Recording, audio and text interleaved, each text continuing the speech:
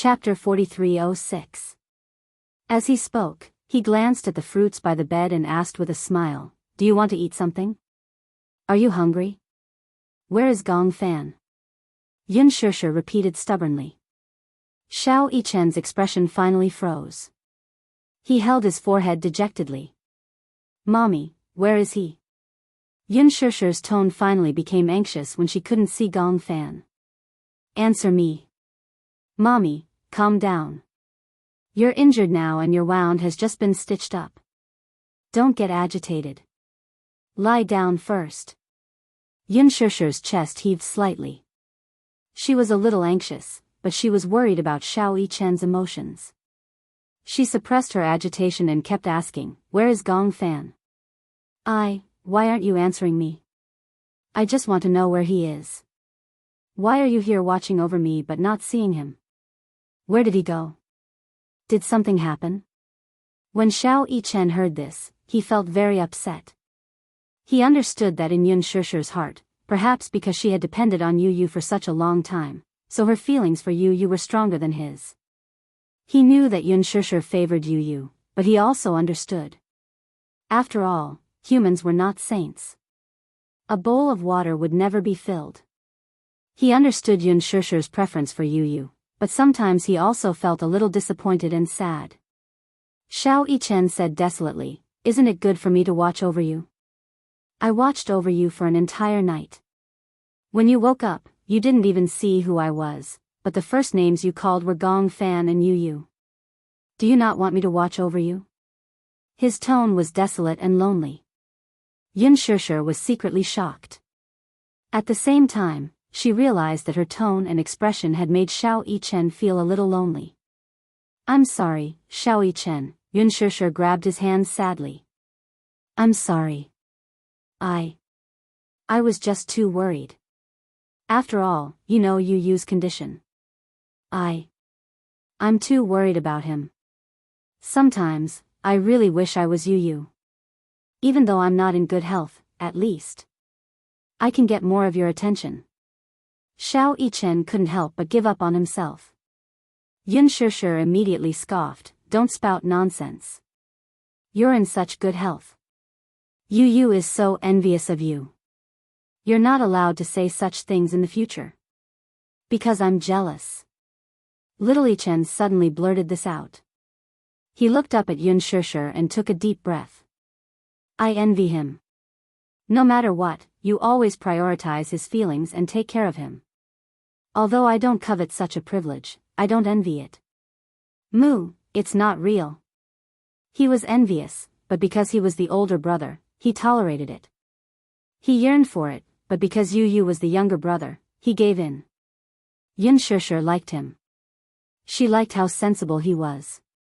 Hence, he wanted to be more sensible. He worked hard. But, in the end, he still couldn't compare to Yu Yu.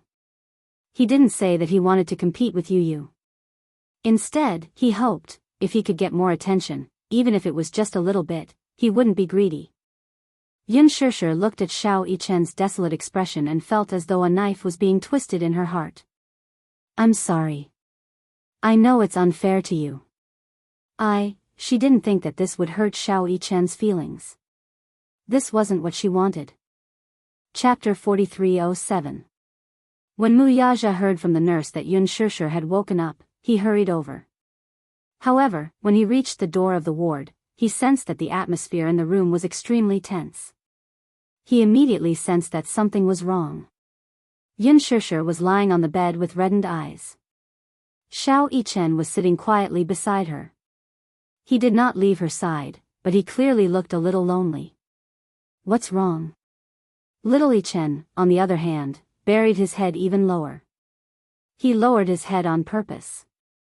His fringe covered his slightly reddened eyes so that Mu Yaja would not see it. However, even though he did not want Mu Yaja to see it, Mu Yaja could imagine the expression on his son's face. Even though he did not know what had happened, this was the first time he had seen Xiao Yichen look so lonely.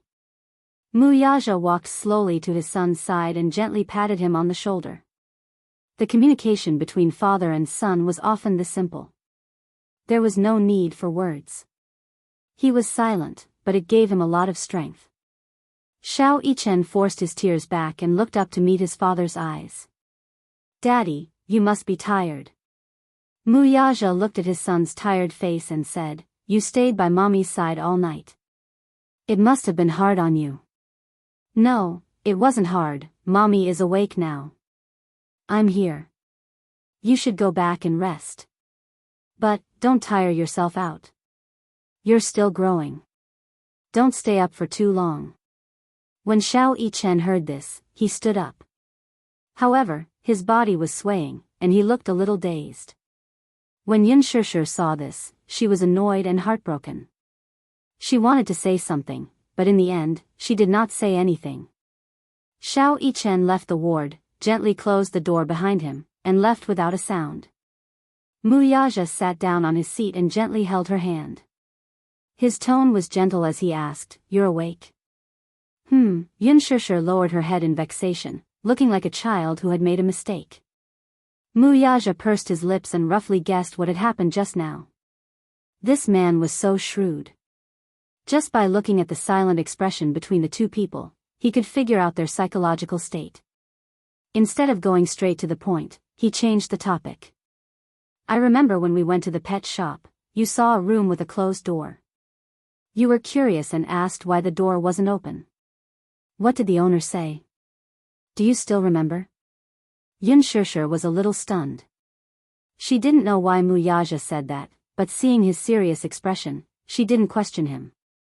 She thought for a while and said, "I remember that the shop owner said that a bitch gave birth to a puppy, so it's inconvenient for her to see strangers." "Then, do you know why it's inconvenient for a female dog to see a puppy after giving birth to one?" Yin Shishir was at a loss and shook her head. "That's because once a female dog comes into contact with a living person's aura, it will be frightened. When it's frightened, it will eat the puppy." Hiss, she sucked in a breath of cold air. How could they be so cruel? Mu Yaja's lips curled into a smile as he slowly explained, "That's because a female dog will be very weak after giving birth. In addition, the female dogs in pet shops are all locked in cages. Once they come into contact with something they perceive as dangerous, they will realize that they and the puppy have nowhere to run. Hence, out of maternal instinct and protective instinct, they will eat the puppy." "How is that possible? Don't you think that's too far-fetched? Even a vicious tiger won't eat its cubs." Chapter 4308. Mu Yaja looked at her deeply. There were too many complicated emotions in his gaze. Because, as the saying goes, caring makes one confused. Motherhood is great, but sometimes, it is also blind. When Yin Shishir heard this, she was stunned. She finally understood the meaning behind Mu Yaja's words. The reason why he said this to her was probably because he also noticed that she was too concerned about Yu, so much so that she had become blind. She had even neglected Xiao Yichen for a while. It might be difficult to achieve an absolute balance between the relationship between mother and son. However, she also realized that she seemed to be too biased. Yin Shishir sighed and said sadly, "I understand what you're trying to say. Actually, the female dog cares about the puppy and protects the puppy. However, because she thinks that she is protecting the puppy, she eats the puppy. As a result, the puppy doesn't even have the chance to open his eyes and see the world clearly." Mu Yaja raised his eyebrows but did not say anything. Yin Shishir said helplessly, "Yu has been in poor health since he was young. I always felt that this was my fault. I always regretted it." Mu Yaja was puzzled. "What are you regretting?" "I always regret that if I didn't keep him by my side out of selfishness, perhaps his health wouldn't be so poor." "So, you want to make up for what you think is your fault?" Yin Shishir nodded guiltily. "Then, aren't you also wrong for treating Xiao Yichen?" Yin Shishir was speechless for a moment. "Look, Xiao Yichen stayed by your side the whole night. When you woke up, you were in a hurry to find Yu and ignored his concern." Yin Shishir was shocked. You saw it just now?" "No." "Then why did you?" "I judged it from his expression and yours." Yin Shishir was shocked. She did not expect this man to be so observant and sensitive. She became more and more annoyed. Did Xiao Yichen really watch over me all night? Yes. More than one night, right? I also asked him to rest, but he wasn't willing. He said that he had to guard you. When Yun Shushu heard this, her heart ached even more. She felt suffocated when she imagined Xiao Yichen's desolate gaze. Actually, regardless of what happened, even if you did not keep Yu Yu by your side and even if I brought Yu Yu back to the Mu family, even if he received the best treatment in the world, he may not have received so much love. If he wasn't there to tie us down, we might not have been able to meet again. Since it had already happened, going back to the past, even if there was a single mistake, the trajectory of life would fall like dominoes. I think that no matter who it is, no one is willing to go back and start over. When Yun Shushu heard this, she did not say anything. Mu Yaja knew that she must be feeling sad. She also realized that she was too harsh on Xiao Yichen in this aspect. Hence, she looked like she was about to break down. Mu Yaja did not mention Xiao Yichen. Instead, he asked indirectly, "Do you remember what happened before?" Yun Shushu was obviously stunned. She looked up and stared blankly at Mu Yaja. Her lips were obviously trembling. "Do you still remember?" Huh. Chapter 4309. I don't remember. Do you really not remember, or are you faking it? Mu Yaja raised his eyebrows and said, "I'm your husband. What else do you have to hide from me?" I'm afraid. What are you afraid of?" Mu Yaja didn't think much of it. "I'm here." "What are you afraid of?" Could it be that Yun Shushu was worried that he would find out the truth and hate Yu Yu and Gong Fan? Yun Shushu lowered her head and sighed helplessly. "I'm afraid that it's real. I don't want to believe that it's real. I've been lying to myself. It's fake. It's my hallucination, Shushu." Mu Yaja pulled her into his arms, his heart aching. "Since it's already happened, what's the point of lying to yourself?" Yun Shushu recalled the scene before she fainted and sucked in a deep breath of cold air. In the end, she could not stop her tears from rolling down her cheeks. They were connected by flesh and blood. She had been stabbed by her own child. Until now, Yun Shushu couldn't believe it when she recalled the hideous expression on that innocent and adorable face. She was in so much pain. "That's not real," Yun Shushu choked and said, "I don't believe it. That's Gong Fan. That's Yu Yu. That's not real. Yes, that's not real. Something must have gone wrong." Mu Yaja stroked her hair gently and comforted her. "Don't worry too much, okay? Everything will be fine. That's definitely not Gong Fan. He wouldn't do that. Yu Yu wouldn't do that either. Okay, I believe you." When Yun Shushu heard his words, she finally heaved a sigh of relief. It was as if a heavy burden had been lifted off her shoulders. "Then, can you tell me now what exactly happened?" Yun Shushu calmed down a little as she slowly explained the situation. At that time, she only remembered that she was sitting by the bed and cutting an apple for Gong Fan. At that time, Gong Fan was still in a semi-conscious state. The nurse said that Gong Fan would wake up soon. She thought that when he woke up, the apple would be cut. After she finished peeling the apple, Gong Fan woke up. She was ecstatic because the doctor had told her that if Gong Fan woke up, it meant that he was fine. However, her joy did not last long. Because she felt that Gong Fan's expression was obviously a little unusual. Usually, even though Gong Fan was very cold to others, no matter when he faced her, his gaze was always extremely gentle. However, things were different now. Cold, indifferent, and expressionless. His eyes even had a hint of icy cold sharpness. Yun Shushu then asked him if he wanted to eat some fruit.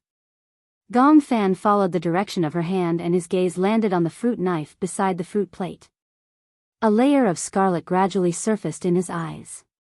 He suddenly reached out and held the fruit knife tightly. Yun Shushu was shocked. She didn't know what his motive was or why he was holding the knife. However, when she saw him holding the knife so tightly, she didn't know why, but at that time, she faintly felt that there was something wrong with the person in front of her. She started to retreat. Just as she stood up and took half a step back, Gong Fan held the knife and stabbed at her fiercely. Chapter 43:10. Immediately after, the knife was forcefully pulled out. Yun Shishir clutched her abdomen and fell to the ground in despair. At that time, my entire mind went blank. I couldn't believe that Gong Fan would stab me with his own hands. At that time, the fruit knife that Yun Shishir used was brought from home and was meticulously made. Otherwise, if Gong Fan had pulled it out like that, the handle and the blade would have broken into two due to the strong suction force from the flesh. At that time, there were two fortunate things. One was that Xiao Yichen rushed over in time. When Gong Fan waved the fruit knife and was about to stab her again, Xiao Yichen stopped him in time. Another fortunate thing was that, although the knife had been pulled out of his body, causing him to bleed profusely, Yun Shishir was still in the hospital. If this had happened at home or somewhere more than a 30-minute drive away from the hospital, she would definitely have been in a life-threatening situation due to excessive blood loss. Xiao Yichen stopped Gong Fan and hurriedly called for the nurse. Then, she fell into a daze due to the blood loss. Because of the intense pain in her abdomen, she didn't dare to move easily. From the beginning to the end, she only maintained one posture. She still remembered the piercing pain caused by the muscles all over her body when she was carried onto the operating table. It was still unforgettable. What happened after that had nothing to do with her. She only remembered waking up once after the operation. However, because the effects of the medicine had just worn off, when she woke up, the nurse happened to be changing her dressing. She only felt that there was a terrifying wound on her abdomen. It had already been stitched up, but the wound was extremely hideous. The stitched area was red and swollen, and there was yellow medicine applied on it. It was a stark contrast to the rest of her fair skin. She called out Yu, but her lips and teeth were blurry. The nurse thought that she was crying out in pain and gave her an analgesic pump. Then, she fell asleep again in a daze. Where's Gong Fan? Yun Shishir looked at Mu Yaja worriedly. Where is he now? Mu Yaja didn't say anything for a moment. When Yun Shishir saw this, she couldn't help but tremble in fear. You didn't lock him up, did you? In fact, if Mu Yaja really locked him up, Yun Shishir would not be surprised. After all, to everyone, Gong Fan was now a dangerous person. Mu Yaja said, I didn't lock him up. Then, where is he? Mu Yaja said calmly, I've already asked Alice to take him back to Hurricane. What? Yun Shishir's heart jumped again. Mu Yaja knew that she was a little agitated when she heard this, so he held her shoulders and said seriously, now, you have to admit that Yu is sick and Gong Fan's existence is Yu's suffering. Didn't you say before that you were determined to give up Gong Fan for Yu? Although this decision may be a little cruel, but do you really have the heart to destroy Yu's life for your selfishness? Yun Shishir couldn't help but widen her eyes. Do you really have the heart to do that? Mu Yaja's eyes were slightly red. It was obvious that he had used up all his willpower to make this decision. Chapter 43:11. Hell, just hearing this word made Yun Shishir feel extremely depressed. She pursed her lips tightly and her whole body began to tremble. She didn't dare to blink, afraid that if she blinked, her tears would fall. However, no matter how wide her eyes were, tears continued to fall from her eyes and dripped onto the white blanket. I'm sorry, Yun Shishir's voice was extremely hoarse. All this time, I've been like a spoiled child. Whether it was you, Shao Jia, Hua Jin, Yu, Xiao Yichen, Gong Fan, no matter who it was, they all doted on me like I was a princess. I've been spoiled, and I've become more and more willful. I'm sorry. I shouldn't have been so selfish. For my own thoughts, I became Yu's shackles. I'm sorry. She had apologized countless times, but when she said this, it really meant that she had no choice but to let go. No matter how unwilling she was, she had to let go. All this time, she had been doted on by everyone. She was deeply grateful that she had a husband named Mu Yaja, a pair of adorable twins named Xiao Yichen and Yu Yu, a cute daughter named Yueyao, and two younger brothers named Gong Jia and Huajin. Everyone doted on her at all costs. She had been too arrogant because she had been pampered too much. She had wanted too much. She had asked for too much. However, what she wanted did not belong to her at all. She couldn't bear such a price. It was all Yu Yu's fault. When she thought of Yu Yu, her heart ached fiercely again. "I'm sorry," Yun Shishir was so upset that she cried loudly. Mu Yaja hugged her, his heart aching. "Don't cry. This isn't your fault." Yun Shishir couldn't stop crying. Even now, the wound had not been completely stitched up. Every time she cried, it would affect the wound, but she could not control it at all. Mu Yaja's heart ached, but there was nothing he could do for her. He could only kiss her silently and hug her. Unknowingly, his eyes were also wet. Outside the ward, Xiao Yichen leaned against the door and covered his mouth. His eyes were unbelievably red. "Mommy," in the cabin, amidst the incomparable silence, Gong Fan's body suddenly curled up. His hands grabbed his chest, and his entire body trembled from the pain. Even though his voice was very soft, Lisa, who was resting at the side, was immediately awakened. She turned her head and saw Gong Fan curled up into a ball on the sofa. She rushed over nervously. "What happened?" "Mommy," Lisa was extremely worried. She gently patted his face, thinking that he was having a nightmare, and shook him. "Gong Fan, wake up. Are you dreaming? Gong Fan?" Gong Fan was finally awakened by her shaking. He lifted his heavy eyelids with difficulty and opened his eyes. His vision was blurry, but he saw Lisa's hazy face. Lisa sized him up nervously. "What's wrong? Did you have a nightmare?" Gong Fan sat up from the sofa with his hand on his chest. He still had lingering fears. My chest hurts. Hurts? Why would it hurt?" As soon as he finished speaking, Lisa saw Gong Fan's breathing suddenly quicken. Respiratory syndrome. Chapter 43:12. Now that he had suddenly relapsed, Lisa was at a loss. How did this happen? Gong Fan leaned against the sofa and curled up. His breathing became more rapid and his shoulders trembled violently. Lisa's heart ached, but she didn't know what to do. "What should we do?" Lisa immediately rummaged through the cabinets and started looking for the paper bag.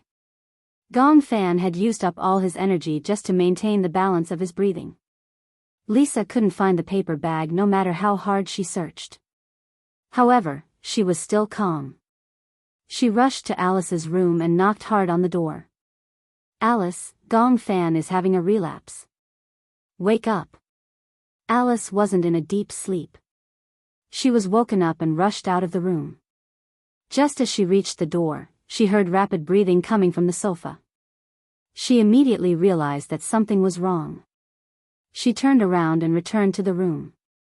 She immediately took out the paper bag from her bag. Because of Gong Fan's health, the paper bag was always prepared. Although Yu Yu's health was already very stable, Alice still prepared these necessities just in case. She took the paper bag and walked to Gong Fan's side. She stuffed the paper bag into his hand. "Grab him. Do you know the method I taught you?" Gong Fan trembled as he grabbed the paper bag and aimed the mouth of the bag at his nose. "I've had respiratory syndrome." The patient would breathe faster and shallower due to excessive anxiety, pain, fever, crying, and other situations, causing respiratory alkalosis, which was hypocapnia caused by excessive carbon dioxide excretion. It could be shown as dizziness, numbness in the hands and feet, and around the mouth. By using the paper bag, it formed a dead space for the respiratory tract, which helped to restore the concentration of carbon dioxide. This was a simple and effective method. With Alice's help, Gong Fan used the paper bag and tried his best to adjust his breathing. "Take a deep breath." Gong Fan took a deep breath. The paper bag shrank rapidly as the air flowed out. "Breathe, exhale." Gong Fan slowly exhaled the turbid air from his mouth and nose. His rapid breathing gradually cooled down. Gong Fan tightened his mouth and his breathing became slower and slower. Alice heaved a sigh of relief. Lisa asked with a strange expression, "Why did he suddenly fall ill again?" "I thought that he had completely recovered from his respiratory syndrome. This kind of illness is mostly caused by mental and psychological problems. In addition, his lungs and heart aren't as healthy as ordinary people, so it's easy for him to relapse. It can be triggered by any reason, and there is no such thing as complete recovery." Lisa nodded as if she understood. "Then, you must be more careful in the future. It's better to have these things ready at all times." "Yes. What would happen if there was no paper bag?" Alice raised her eyebrows and replied, "Didn't I say before that if it's serious, it might cause shock?" Lisa shuddered.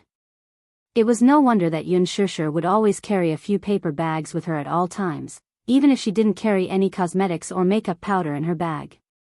So this was the reason. She even felt that Yun Shusher was too cautious. Little did she know that Yun Shusher's concern for Gong Fan was meticulous and meticulous. Chapter 43:13. Gong Fan, how do you feel? Are you feeling better? Gong Fan nodded and pursed his lips. "I'm fine." Alice held his wrist and turned it up to check his pulse. His heart rate was still at a relatively fast level. What's going on? Alice also felt that it was a little strange. Although it could be triggered by anything, this relapse was too sudden. Even he was a little caught off guard. Gong Fan calmed down and shook his head. "I don't know why either. It's just that I feel my heart palpitate for no reason. While I'm half awake, subconsciously, my breathing suddenly quickened. Did you have a nightmare?" Gong Fan was startled and was a little suspicious. "How did you know? Why would I feel my heart palpitate for no reason?" Gong Fan lowered his eyes in desolation. He leaned against the sofa dejectedly and said sadly, Am I a burden to you?" Alice was stunned. Humans were all afraid of death. No matter who it was, they would always be filled with fear at the moment before death. Even someone as strong as Gong Fan would fear death one day. To the alternate personality, the day it was exiled was the day it completely disappeared. Alice took a deep breath. "I will protect you." "Why?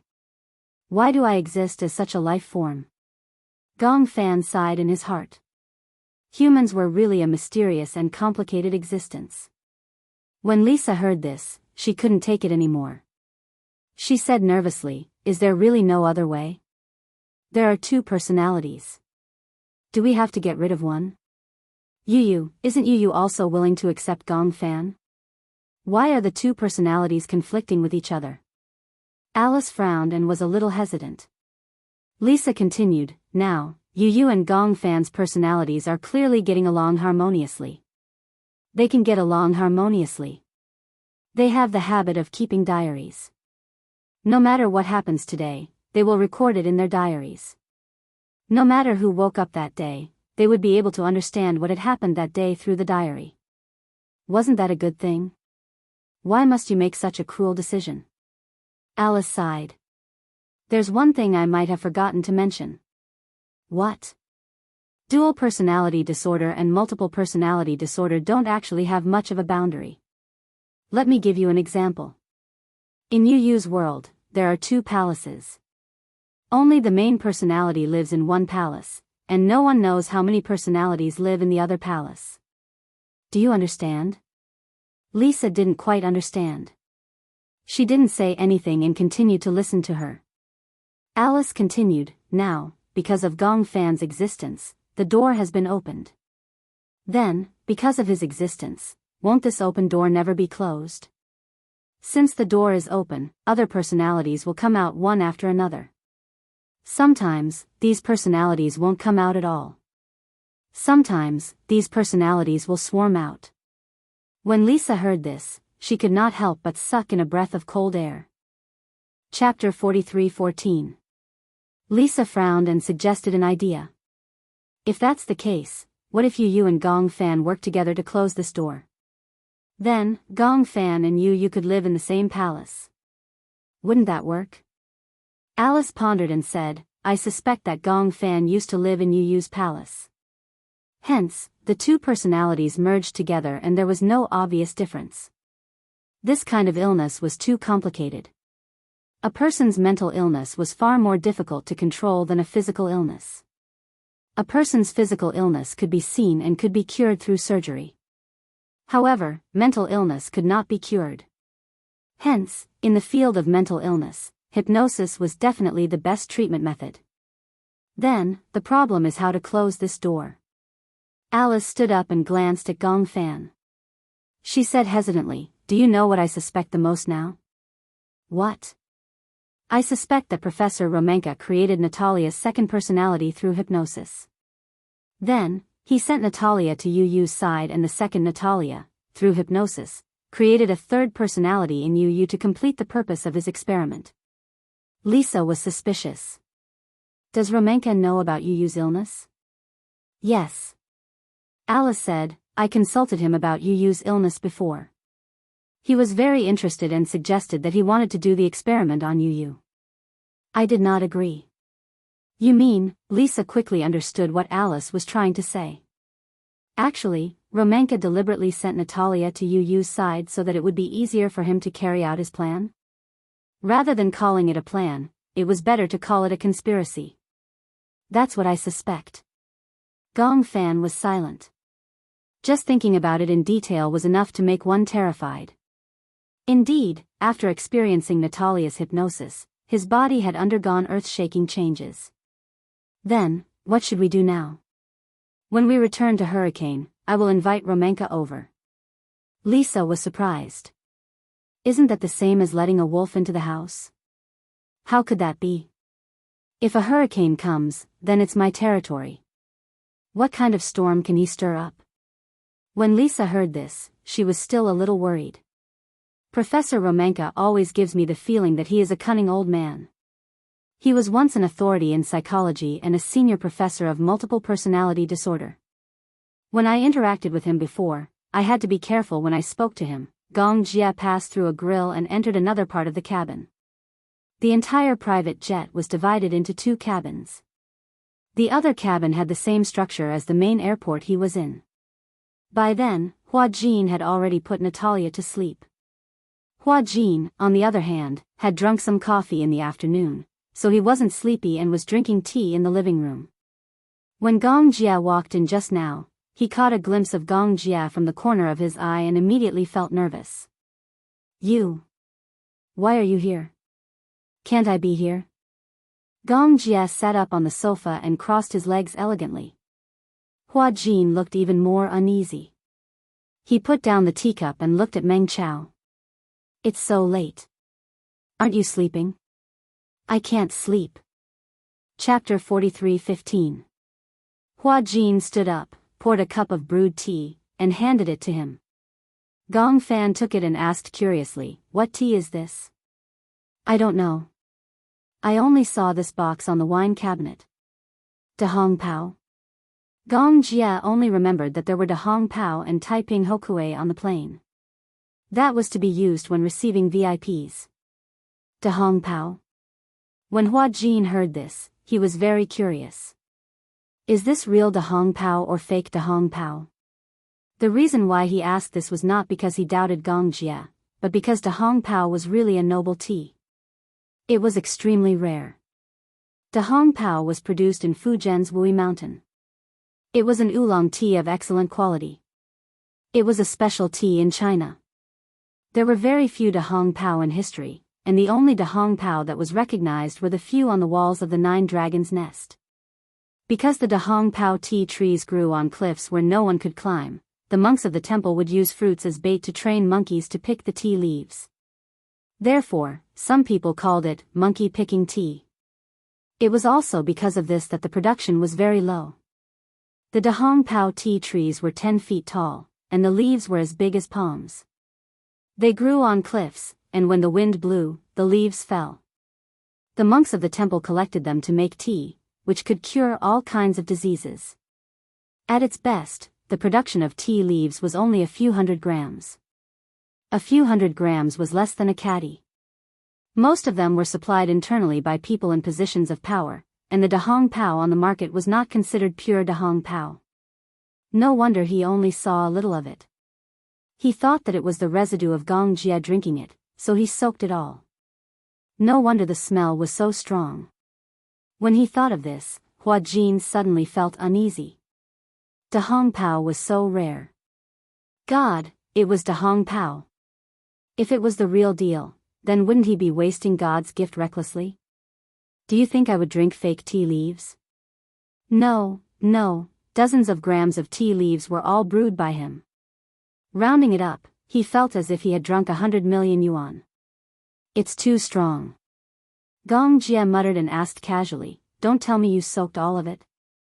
Hua Jin blushed with guilt. He replied awkwardly. I thought it was just ordinary tea leaves. Gong Jie's face darkened. You think my tea leaves are ordinary? No, that's not what I meant. Hua Jin lowered his head and said guiltily, at most, I'll compensate you. I bought these tea leaves from an auction. 50 grams, 5 million. You'll pay for it? Hua Jin's breath was stuck in his throat, making it even more difficult for him to breathe. However, he didn't want Gong Jie to look down on him. He braced himself and said, I'll pay for it. It's not like I can't afford it. After being in the entertainment industry for so many years, it wouldn't be right to say that he didn't have any family background. Although 5 million wasn't a sky-high price, 5 million for just a few dozen grams of tea leaves really made his heart, liver, spleen, lungs, and kidneys ache. Hua Jin bargained, 5 million. I'll pay you too. 5 million. Why is it 5 million? Gong Jie didn't understand. Hua Jin pursed his lips and glanced at the teacup in Gong Jie's hand. Didn't you drink it too? The drinker gets a share. Is that how you calculate it? Gong Jie said unhappily, you've soaked such good tea leaves in one go. The essence is gone, and you still have the nerve to say that the drinker gets a share? Hua Jin felt even more guilty. He muttered to himself, but he couldn't hear what he was muttering. How painful. Chapter 43:16. When Gong Jie saw him sitting on pins and needles, he suddenly found it funny. The anger in his heart was also swept away. Hua Jin felt very uneasy. He actually drank such precious tea in one go. He suddenly felt a little guilty. When Gong Jie saw this, he snorted. Forget it, I don't like Dahong Pao. I like to drink green tea. Then, what's the tea beside Dahong Pao? Hua Jin asked. Taiping Hokue. Hokue? Gong Jie raised his eyebrows and glanced at him meaningfully. Why? Are you still coveting my Hokue? No, no, how would he dare to? Just drinking a pot of Dahong Pao was enough to make him bankrupt. If he drank another pot of Hokue, wouldn't he be emptied of all his savings? Corrupt, it's really too corrupt. Hua Jin thought to himself. In this world, the gap between the rich and the poor was really too big. Some people were born with a silver spoon in their mouths. When they were born, they were destined to be the cream of the crop. Some people, on the other hand, had lived for most of their lives and did not understand even a little bit of what life was like. 5 million, to Gong Jie, might be a pot of tea, but to an ordinary family, it might be an income that they would not be able to earn in their lifetime. It's not fair. Hua Jin also felt a little unbalanced. Although his voice was very low, Gong Jie heard it clearly. What's not fair? Hua Jin said frankly, look, this pot of tea of yours is equivalent to an ordinary family's lifetime savings. In other words, an ordinary person who works hard for a lifetime may not even be able to afford this pot of tea of yours. When Gong Jie heard this, he smiled. How is it not fair? I think it's very fair. Why? That's because we were born different. Gong Jie's tone was not arrogant at all. It was a calm narration that could not be any calmer. When Hua Jin heard this, he did not dare to agree. How is it fair? If you judge things according to your logic, then everyone's life is very unfair. Some people are born with broken limbs, while others are born healthy and intelligent. Can you say that those who are healthy and intelligent are at fault? Hua Jin was speechless and finally shook his head silently. In that case, why is it unfair for some people to be born rich while others are born poor and remain poor for their entire lives? Hua Jin was actually unable to come up with an answer to such a change in conditions. In other words, if a person who was born with a disability walks on the road, according to your thinking, you will definitely think that he is the person in the world who was treated the most unfairly by fate. Then, I still feel that fate is unfair to me. Why? Hua Jin was a little confused. What else do you think is unfair? You live in a big villa and have your own private jet. To you, money is just a string of numbers in your bank account. You are blessed with good looks and will never know the taste of poverty. You probably can't even understand that some people can't live a stable life, right? You are the elite standing at the top of the pyramid in this world. You will never know how the people at the bottom of the pyramid live. Chapter 43:17. Gong Jie's expression froze when he heard that. His gaze turned cold as it slowly landed on Hua Jin. He gently put down the teacup in his hand. Hua Jin also realized that his words were too extreme. He bit his lips, not knowing how to explain. Gong Jia placed the teacup on the table and smiled. You're wrong. Huh? On the contrary, I've seen more of such deviations than you. Gong Jia looked up and stared at him. In southern Fei, I've seen extravagant aristocrats who drove luxury cars worth millions and lived in mansions worth tens of millions. The slums that were separated from the wealthy district by a street never had a single light on at night. In Felben, I've seen children who had just turned 6 years old follow their siblings and jump into dirty gutters. Even if they accidentally choked on a few mouthfuls of dirty water filled with hundreds of millions of bacteria, they would still try their best to scoop up a few plastic bottles to survive. To them, the most extravagant and luxurious meal was the leftovers of ordinary people that were on the verge of rotting. I've also seen refugees living in the flames of war, using their blood as the price to support a bunch of corrupt regimes. Yes, you're right. Fate is very unfair, but this is the true face of fate. It's very funny, but ordinary people don't dare to laugh at it. Hua Jin was stunned. Do you know what fate is? Gong Jia smiled. You can't get what you want, but you don't get what you want. Do you think those rich children are all enjoying life when they're born? Yes, they're enjoying life, but at the same time, they're also enduring it.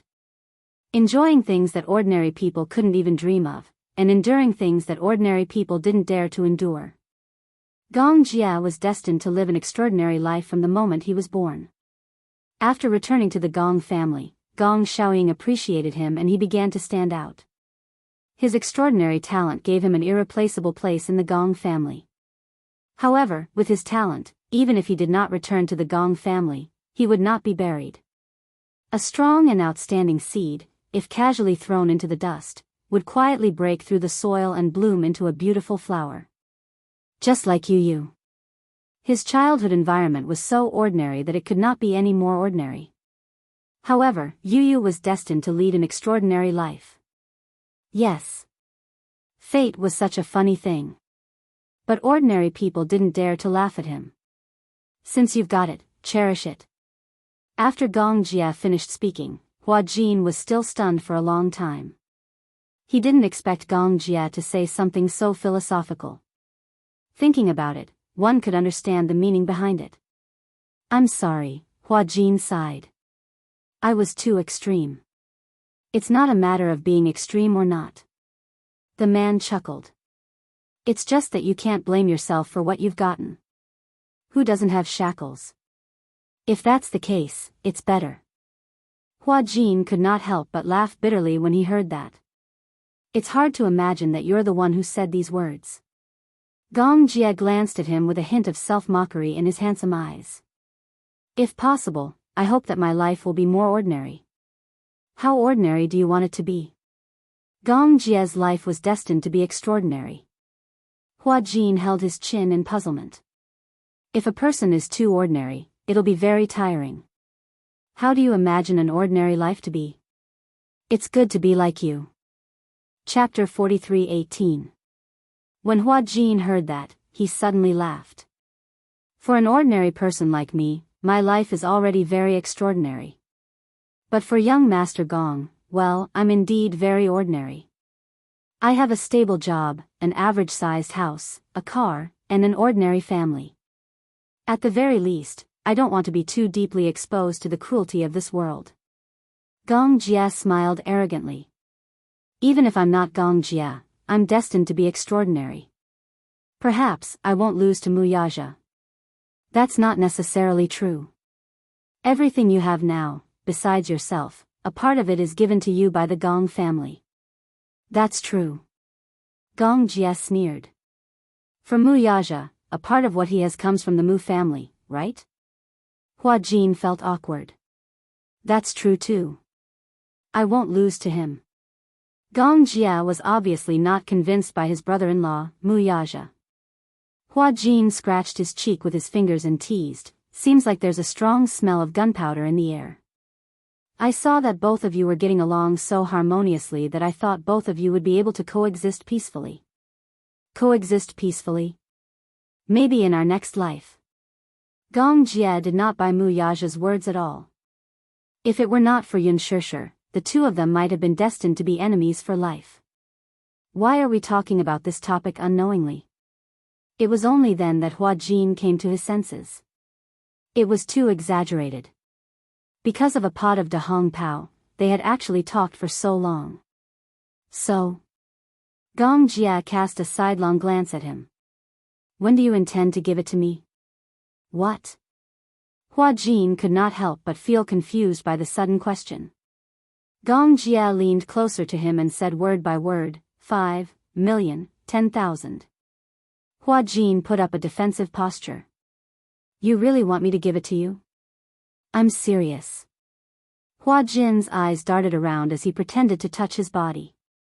Then, he feigned exasperation and said, look, I don't have much money left on me. Young Master Gong, how about I give myself to you? Pay with your body? You can understand it that way. Gong Jia could not help but laugh. Hua Jin saw him smile, so he held his face with both hands and deliberately raised a charming smile, smiling very sweetly. Anyway, I'm conservatively estimating that I'm worth at least 5 million yuan. How about I give myself to you? Deal. When Gong Jia said these two words, Hua Jin looked surprised. Young Master Gong, I couldn't tell that you like men? I'm not interested in men. After a pause, Gong Jia looked at him meaningfully. But I'm very interested in you. Hearing this, Hua Jin's mouth was half open. He could not react for a moment. He was just joking and wanted to fool him with this 5 million yuan. How did he fall into the ditch he had dug? He did not know how to continue this conversation. Why?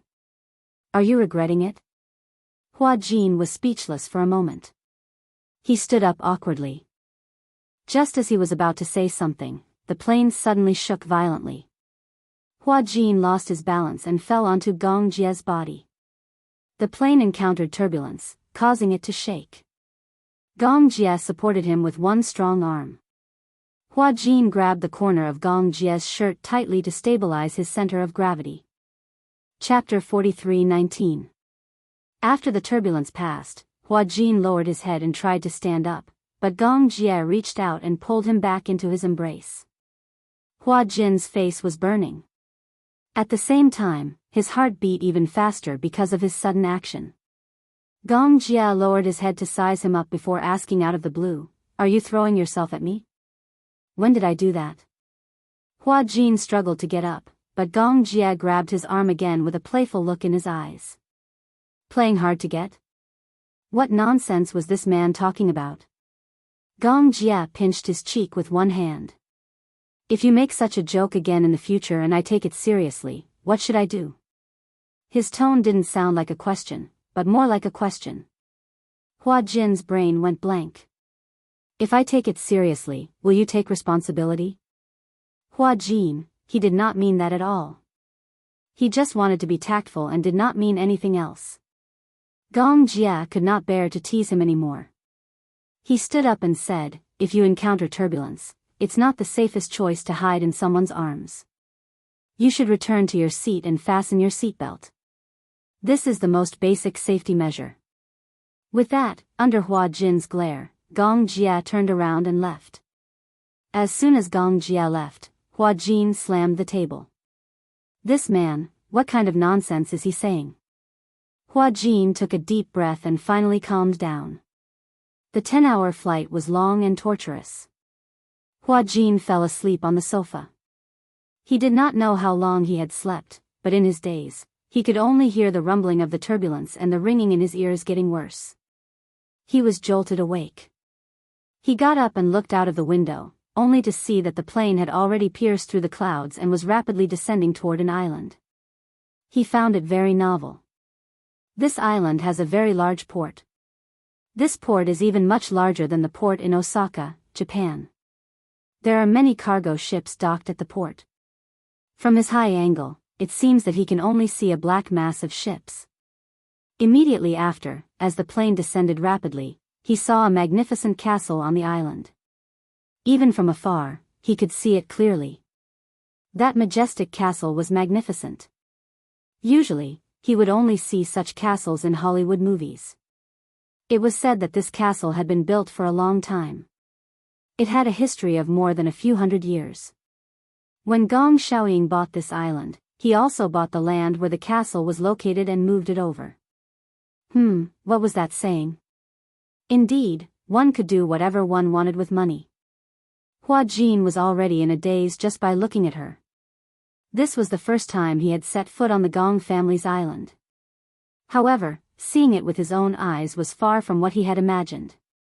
In his imagination, a private island, Hurricane's base, a military base, gunpowder, Hurricane's private island must be heavily guarded and gave off a gloomy feeling. However, the reality was that it was sunny and sunny. The sea was blue. Under the clouds, the true appearance of the castle was gradually revealed. It stood on the top of the island, exuding an inviolable majesty. Hua Jin sighed and widened his eyes. He leaned against the window and stared curiously at the castle, unable to take his eyes off it. Outside the castle, there was heavy security. Chapter 43:20. Hurricane. This was a term that seemed to control the entire world. Now, little by little, it was gradually becoming complete in front of him. After the plane landed, it went through a series of inspections. In Hurricane, almost all private planes returning from overseas, no matter who they were, had to go through a series of sophisticated inspections after landing. Even Gong Jia was no exception. They were worried that someone had tampered with the plane. He still remembered one time when Gong Jia came back from South Africa. After an inspection, he was shocked to find that many high-tech trackers had been secretly planted in his private plane without him knowing. These trackers were the most advanced technology in the world today. Even the 5 government buildings in Country M might not be able to detect them. If it were not for the meticulous inspection, these trackers would not have been discovered at all. Later, the plane was almost forced to be scrapped because no one could be sure if these trackers were still in the body of the plane. No one knew when these trackers had been planted. Since then, the landing inspection became more and more stringent. This time, the landing inspection took more than half an hour. When Hua Jin got off the plane with Natalia in his arms, he was tossed and turned a few more times. The reason why Hua Jin described it as tossing and turning was because the security personnel wanted nothing more than to lay him flat on the ground, strip him naked, and inspect him from the inside out. Was the inspection so strict? Why did he have to go through such a stringent inspection when he landed on the island? It was as if he was an international fugitive. Hua Jin still had a lingering fear in his heart. Such a huge scene also frightened Natalia. If Gong Jia had not stopped her, she might have had to go through a retina and blood test. After the inspection, Hua Jin saw Gong Jia and asked in fear, "You're probably the first person I've seen who wants to go through a physical examination after returning home." Gong Jia, on the other hand, was already used to it. This series of inspections, no matter who it is, except for a few members of the Gong family, there are no exceptions. Why? Hua Jin asked suspiciously, why do we have to go through such a detailed inspection when we come to this island? More than that. Gong Jia glanced at him. While you're on the island, you'll be wearing a surveillance device. If you trespass into the restricted areas of Hurricane, you'll trigger the alarm of the entire island. Before you leave, all the restricted areas will be fingerprinted. If you go to a place you're not supposed to go, you won't be able to leave again. Hua Jin shuddered when he heard that. It's just going home. Is there a need for so many complicated procedures? Don't you feel tired? Gong Jia smiled coldly. That's why I don't like to go home. Hua Jin was stunned. He didn't know why, but he felt his heart ache. At least, if he went home, he wouldn't have to go through such strict checks. This point, there was no human touch at all. For some reason, he felt like he was being tightly bound, and there was no warmth at all. Now, when Hua Jin turned back to look at the island shrouded in fog, he seemed to have another feeling. Suddenly, he felt that the magnificent castle was more like a prison than a home. Gong Jia gave Mu Yaja a call. To his surprise, it was Yun Shishir who answered. Chapter 43-21. Shao Jia, Gong Jia was a little surprised. Sister, you're awake? He pursed his lips and suddenly felt a little uneasy. Perhaps it was because he had taken Gong Fan away while she was unconscious. He waited silently for Yun Shishir to flare up at him. However, the expected anger did not come. Yun Shishir's calmness surprised him. Have you arrived at Hurricane safely? Gong Jia was a little surprised that Yun Shishir did not scold him. Where's Gong Fan? He's beside me. After a pause, he said, Sister, don't you blame me? On the other side, Yun Shishir sighed helplessly. Why should I blame you, Shao Jia? Haven't you done enough for me? Gong Jia was speechless. He said self-deprecatingly, I'm sorry. I don't know what I can do for you, but I've done my best. Shao Jia, when I recover, I'll go to Hurricane to look for you. During this period, as his uncle, you must take good care of your nephew, okay? Yes, I will. Okay. Yun Shishir did not say much, but he could hear the loneliness and exhaustion in her voice. It was as if she was holding something back, and her voice was a little hoarse. Perhaps it was because of their telepathy. Gong Jia felt that she seemed to have made a serious decision. Sister, yes? What are you thinking about? Gong Jia walked to the side and said worriedly, I have a feeling that you have a lot on your mind. After a long silence, Yun Shishir finally spoke. If there's really no other way, I'm really willing to give up on Gong Fan. At this point, Yun Shishir could not continue. She wanted to laugh to hide her heartache, but she could not hide it. I'm sorry to have worried you. All along, you've been indulging me and spoiling me, so much so that I've always imposed my own wishes on others. I'm sorry, Shao Jia. Don't apologize to me. Gong Jia said somewhat angrily, Big sister, how are you being willful? You've been the most sensible one since you were young. You'd rather be wronged than let others be wronged. I'm the one who's willful. You've always tolerated me since I was young. Now that I've matured, what's wrong with me spoiling you? He had an insufferably arrogant aura, as if no one in this world could stop him from treating her well. Yun Shishir was extremely touched. What had she done to deserve a husband like Mu Yaja, a younger brother like Gong Jia, and a pair of sensible sons like Yu Yu and Xiao Yichen? Thank you, but I've made my decision. I hope that I can be responsible for Yu Yu. I don't want him to suffer so much for me. Why is it for you? However, Gong Jia did not agree with her. Yu Yu is not only suffering for you, he also wishes to coexist with Gong Fan, isn't that so?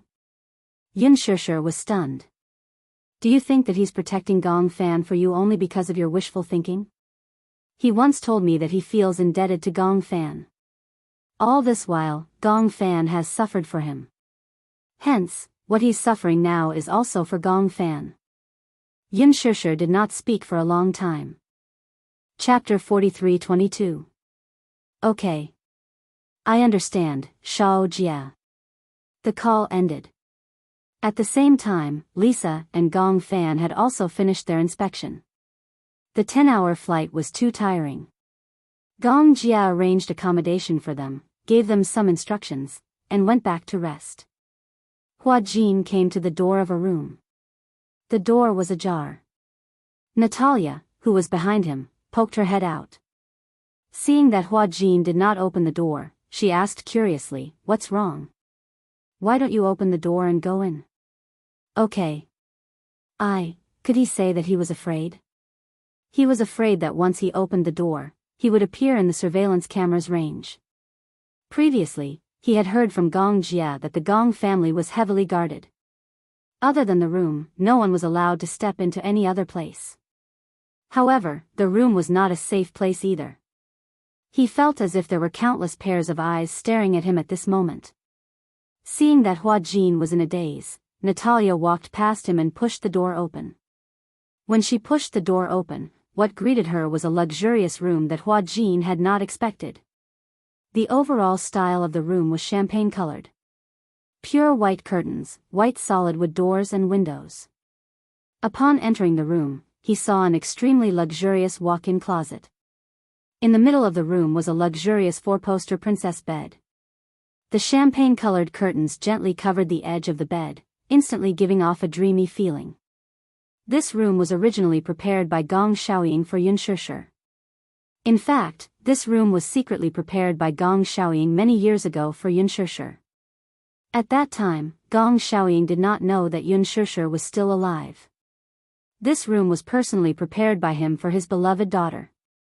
Even though Gong Xiaoying at that time had a deep understanding that perhaps this room would no longer be of use, he still kept it. All the cleaning work in the Gong family was done by the servants. Only this room was personally cleaned by Gong Xiaoying himself. After finishing his work, he would often come here to sit for a while. For a long time, this room had been spotless. Later on, he accidentally found out that Yun Shishir was still alive. After that, he returned to this room and sat there for the entire night.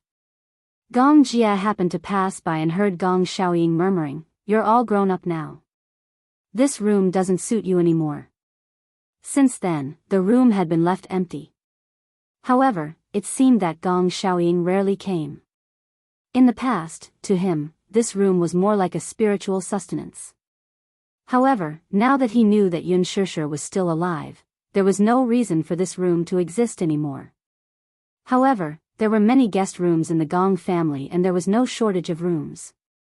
Normally, there was no need to vacate this room. But since Natalia was here, Gong Jia remembered that Gong Xiaoying had prepared this room for her. So, he arranged this room for Natalia. Wow! The moment Natalia walked into the room, she threw herself onto the bed in excitement. What a beautiful bed! I like this bed. Which is prettier, the bed at home or here? Hua Jin was just asking casually, but Natalia replied without hesitation, "I like the bed here." Hua Jin's eyelids twitched violently. He seemed to have heard Gong Jia mention before that this room was decorated by Gong Xiaoying. What era was Gong Xiaoying from? Chapter 43-23. Could it be that his sense of beauty couldn't catch up with the people of the previous generation? Hua Jin's confidence was instantly crushed. Knock, knock, knock. Just as Hua Jin was feeling gloomy, there was a sudden knock on the door. Turning around, he saw Alice standing at the door. The door wasn't closed, but she didn't come in either. Instead, she stood at the door and said to Hua Jin, "Is it convenient to take Natalia away?" Hearing that she was going to be taken away, Natalia immediately shrank behind Hua Jin in fear and clutched the corner of his shirt tightly. No, she didn't want to go with Alice. She was leaning against Hua Jin as if he was her savior. Hua Jin glanced at Natalia and gently held her shoulders. He stroked her hair gently and turned to ask Alice, "What's the matter?" "I want to do a checkup on Natalia." A checkup? Hua Jin couldn't help but feel sorry for her. She was on the plane for 10 hours and had to do such a long checkup. The child is exhausted. She hasn't gotten used to the environment yet and you want to take her away. Won't you? Alice heard this and crossed her arms. Why else do you think we took a 10-hour flight back here? It's not a complicated checkup either. We just want to check her basic values. We'll send her back right away. Hua Jin heard this and was speechless. Hence, he squatted down and coaxed Natalia, go with Auntie Alice, okay? I'll wait for you here, okay? Where are we going? To do some checkup. He thought that Natalia would be unwilling and that she might cry and throw a tantrum, but she didn't. Natalia let go of his sleeve in disappointment. Her hands fell to the side as she nodded gently. Okay. She walked obediently to Alice's side. Although she was unwilling, she didn't say anything. Natalia, be good. I'll send you back later, okay? Okay. It was only when Alice took Natalia away that Hua Jin heaved a sigh of relief. However, as he wasn't familiar with this place, he stayed in the room and didn't dare to go anywhere. After such a long flight, he was extremely sleepy. Hence, he fell asleep as soon as he sat down on the sofa. Natalia and Gong Fan were brought to the laboratory. Alice first introduced the two children to the doctors in the laboratory one by one. This is Gong Fan, and this is Natalia. I've told you about them before. For a long time to come, our task will be very heavy. However, failure is not allowed. Do you hear me? Everyone was stunned and they were dumbfounded. Was not allowed failure? In the medical center, there were many experiments conducted every day, but Alice's requirements had never been so strict. Of's not allowed? How was that? Only after countless failures would one be able to sum up their experience and achieve success. Natalia leaned against Gong Fan, trembling in fear. In front of her stood a circle of people in white coats. This made her feel as though she had returned to the place where she used to be. Vaguely, she recalled the time in the hospital. The pungent smell of disinfectant, the cold faces, and the white coats that always swayed in front of her eyes. Immediately, she felt a wave of disgust. Chapter 43-24. Natalia sized him up with trepidation. Gong Fan gently held her hand. Even though he didn't say anything, he only gave her a determined look. Natalia felt comforted. It seemed that with him around, everything became less scary. Alice discussed with the specialists for a while and clapped her hands lightly. Okay, it's settled then. She turned around and looked at Natalia and Gong Fan. She immediately said, okay, now it's my turn to introduce you to my partners. This is Manson, this is Luca, this is Zach. Natalia realized that the doctors behind Alice all looked very young. They were full of vitality and vitality. This was the medical team that Alice had set up. It was the best in the world. However, it was such a top team in the world. However, the teaching staff were all young people who were only in their 30s. Moreover, this medical team was not only loyal to Alice, but it also showed that Alice's personality was unparalleled. Unless she personally dismissed this team one day, it would definitely be a success. Now, I'm going to come up with a plan for the two of you. Before that, I need to accurately understand your physical condition. Natalia, cooperate with me, okay? Natalia asked uneasily, will it hurt? If it hurts, it won't hurt other than taking blood. Oh, Natalia still had some lingering fear in her heart, but she still nodded resolutely. Gong Fan didn't need to say anything. He cooperated with Alice 100%. The two of them were sent for a series of examinations. At this moment, Alice suddenly received a call from Romanka. She was a little surprised that Romanka called.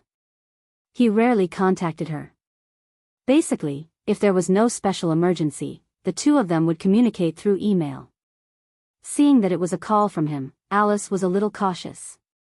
After the call was put through, Romanka went straight to the point. How's Natalia's condition? Alice curled her lips. Everything is fine.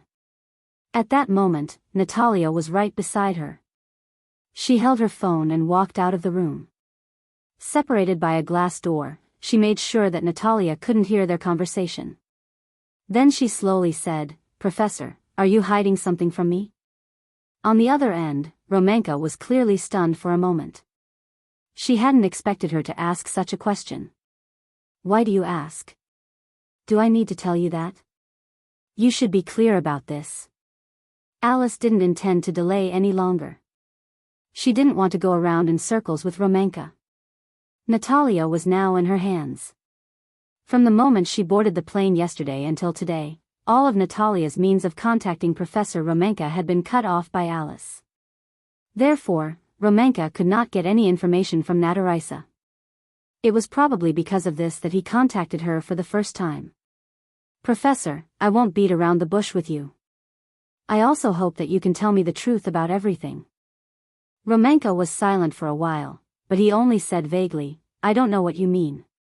Now, I'm no longer Natalia's guardian lawyer. I haven't even seen her in a long time. What do you want me to confess to you? Chapter 43-25. Confess her previous condition. Condition? Romanka pretended to be ignorant. As you can see, I've given you all the medical reports. Can't you study them yourself? Do you think I don't know? Several pages of Natalia's medical report are missing. Romanka was stunned. She was a little shocked by her words. Why? Are you surprised? Surprised that I would know that you tampered with the medical report? What do you mean by tampering? I don't understand. Alice lowered her voice and said, several pages are missing from the report. If you didn't look at it carefully, you wouldn't have noticed it. You hid Natalia's medical report and then forged several copies of it and pasted them at the back of the report. The handwriting is too different. The previous page looks very old, and the new page is even several degrees whiter than the previous page. Do you think I'm an idiot? You, Romanka, listen to me, Alice said very seriously, no matter what, I need you to cooperate with me. You're the most authoritative professor in this field. I still have enough evidence that you used Natalia to do those inhumane experiments. If you don't cooperate with me, I'll take you to the International Court of Justice. What you'll face is not only a high amount of compensation, but also your reputation. How about it? Is this condition sincere enough? Professor Romanka was silent for a long time. After a long while, he finally sighed. The younger generation will surpass us in time. He sighed and said, how should I meet you? Alice smiled relaxedly and finally relaxed her eyebrows. She knew that Professor Romanka's words meant that he was willing to cooperate with her. This also meant that her negotiation was a success. Alice said loudly, I'll send a private plane to pick you up and issue a high-level pass to Hurricane. It's my honor to be able to visit the world's top medical technology center in my lifetime. After telling him what to do and ending the call, Alice finally felt a little relieved. Professor Romanka was the world's most authoritative expert in the field of multiple personality disorder. If Lu Zhou could get his help, then his progress would be much smoother. Alice was also worried that Professor Romanka would harm Gong Fan. He seemed to have a great interest in Gong Fan. However, apart from those conspiracy theories, she was confident that she could protect Gong Fan as long as he was in her territory. Next, they could only take one step at a time. There was no need to rush Natalia's illness, but Gong Fan's situation was not optimistic. She could not wait any longer, and neither could Gong Fan. Before Professor Romanka arrived, Alice once again hypnotized Gong Fan. However, there was no breakthrough in the hypnosis. Yu Yu was also in this body and there was no news of her. Alice wasn't an authoritative expert in this field before, so she didn't know much about the world of multiple personalities. If Gong Jia had not repeatedly urged her to cure Yu Yu, she would not have dabbled in this field. However, if Professor Romanka was willing to help her, things would be much smoother. Chapter 43-26. During the half a month on the island, Gong Fan and Natalia had a relatively easy time. The two little guys got along well with the doctors in the medical center. During their free time, Hua Jin and Gong Jia would take Gong Fan and Natalia out to sea to relax. During this period of time, Yun Shishir would video call Gong Fan on time every night. However, the two of them were secretive about certain things. Gong Fan was well aware of his situation and cherished every day he spent with Yun Shishir. Even though they were half a world apart, the video call every day was the most heartwarming time for Gong Fan. Compared to the busy Gong Jia and Alice, Hua Jin was much more free. However, when he was free, he did not dare to wander around the island. It was said that the island was shrouded in a quantum defense network, and there were invisible mechanisms and alarms everywhere at any time. If they were triggered, the entire island would be armed to the teeth. Hua Jin was not familiar with the island, so he did not dare to walk around recklessly. However, the castle had all kinds of entertainment facilities. Billiard room, video room, gym. When he was free, even if Gong Jia was not around, Hua Jin would take the two little guys for a walk by the beach. Alice teased him that during this period of time, he had accumulated a certain amount of experience in taking care of children. When he had his own children in the future and became a father, he would not be flustered when it came to taking care of children. However, Hua Jin did not know whether to be happy or worried. It was hard for him to imagine that he would have a child of his own in the future. He already regarded Natalia as his own flesh and blood. Therefore, even if there was a chance in the future, out of consideration for Natalia, he might not have another child. Half a month later, Romanka successfully met up with Alice. That night, Romanka ignored the exhaustion of the flight and entered the meeting room with Alice. Other than them, no one else was allowed to enter. In the meeting room, Romanka told Alice a shocking secret. Actually, you're right. I did hide something from you. That is. Romanka looked up and said with a serious expression, actually, Natalia is the real second personality. Alice did not expect that this was what Professor Romanka wanted to tell her. When she heard this, she was in a daze for a long time and did not come back to her senses for a long time. That day, when you saw the child in my hospital, the personality that appeared was actually Natalia. Compared to Natalia, Natalia's personality was a typical sensitive one. She is fragile, sensitive, and looks cold on the outside, but she is actually very gentle on the inside. All this time, I haven't told you because I don't know how to bring this up. You're lying. Alice was a little angry. How was that possible? How could Natalia be the second personality? Alice didn't dare to believe Professor Romanka's words. Even though she had hired this person to help her treat Yu, she did not dare to fully believe Romanka's words. Hua Jin had mentioned it to her before. Professor Romanka might have taught Natalia hypnotism. Then, he wanted to use Natalia to control Yu. Chapter 43-27. However, she had never expected Natalia to be a second personality. Do you think I'm lying to you? Romanka leaned back in his chair with a serious expression. I know what you think of me. You must think that I'm an evil and unreasonable dark scientist who specializes in using weak and helpless children to conduct human experiments. Yes, Alice, to be honest, I have my own ambitions. Multiple personality disorder was still unknown in this world. In fact, there were many people with multiple personality disorder in this world. The list of people with multiple personality disorder did not include people with multiple personality disorder all over the world. In other words, the patients we have now are just the tip of the iceberg. Alice, I want to conquer this field too much, so I seem a little eager for quick success. Perhaps, in your eyes, this is evil, but I don't think so. You don't have to think of me as evil. There's no need. Even though Romanka's tone seemed so sincere, Alice did not dare to believe him completely. According to what you said, could it be that Natalia's personality was created by you? Yes.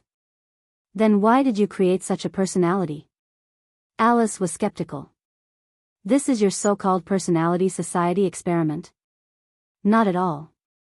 In fact, the medical community has always believed that multiple personality disorder is a condition of nature. But I don't think that anyone can have this condition. So, I chose Natalia as the experimental subject. Natalia is a classic melancholic personality. So, in order to treat this personality disorder, I created the innocent, kind, and warm Natalia. I still don't dare to believe what you said so easily. This fact was too far from the answer she knew. She could not believe that Natalia was a second personality. Then, it meant that, Natalia was the main personality that would never disappear? Then, can you explain why Natalia knows hypnotism? Romanka was finally surprised when he heard this. He didn't expect Alice to be so meticulous in her discovery. How do you know that Natalia knows hypnotism? She hypnotized Huajin and Yu. Although I don't know what level her hypnotism is at, it should be at a higher level of sober hypnotism, right? Romanka was stunned. He suddenly smiled with admiration in his eyes. As expected of Alice, your observation is so meticulous.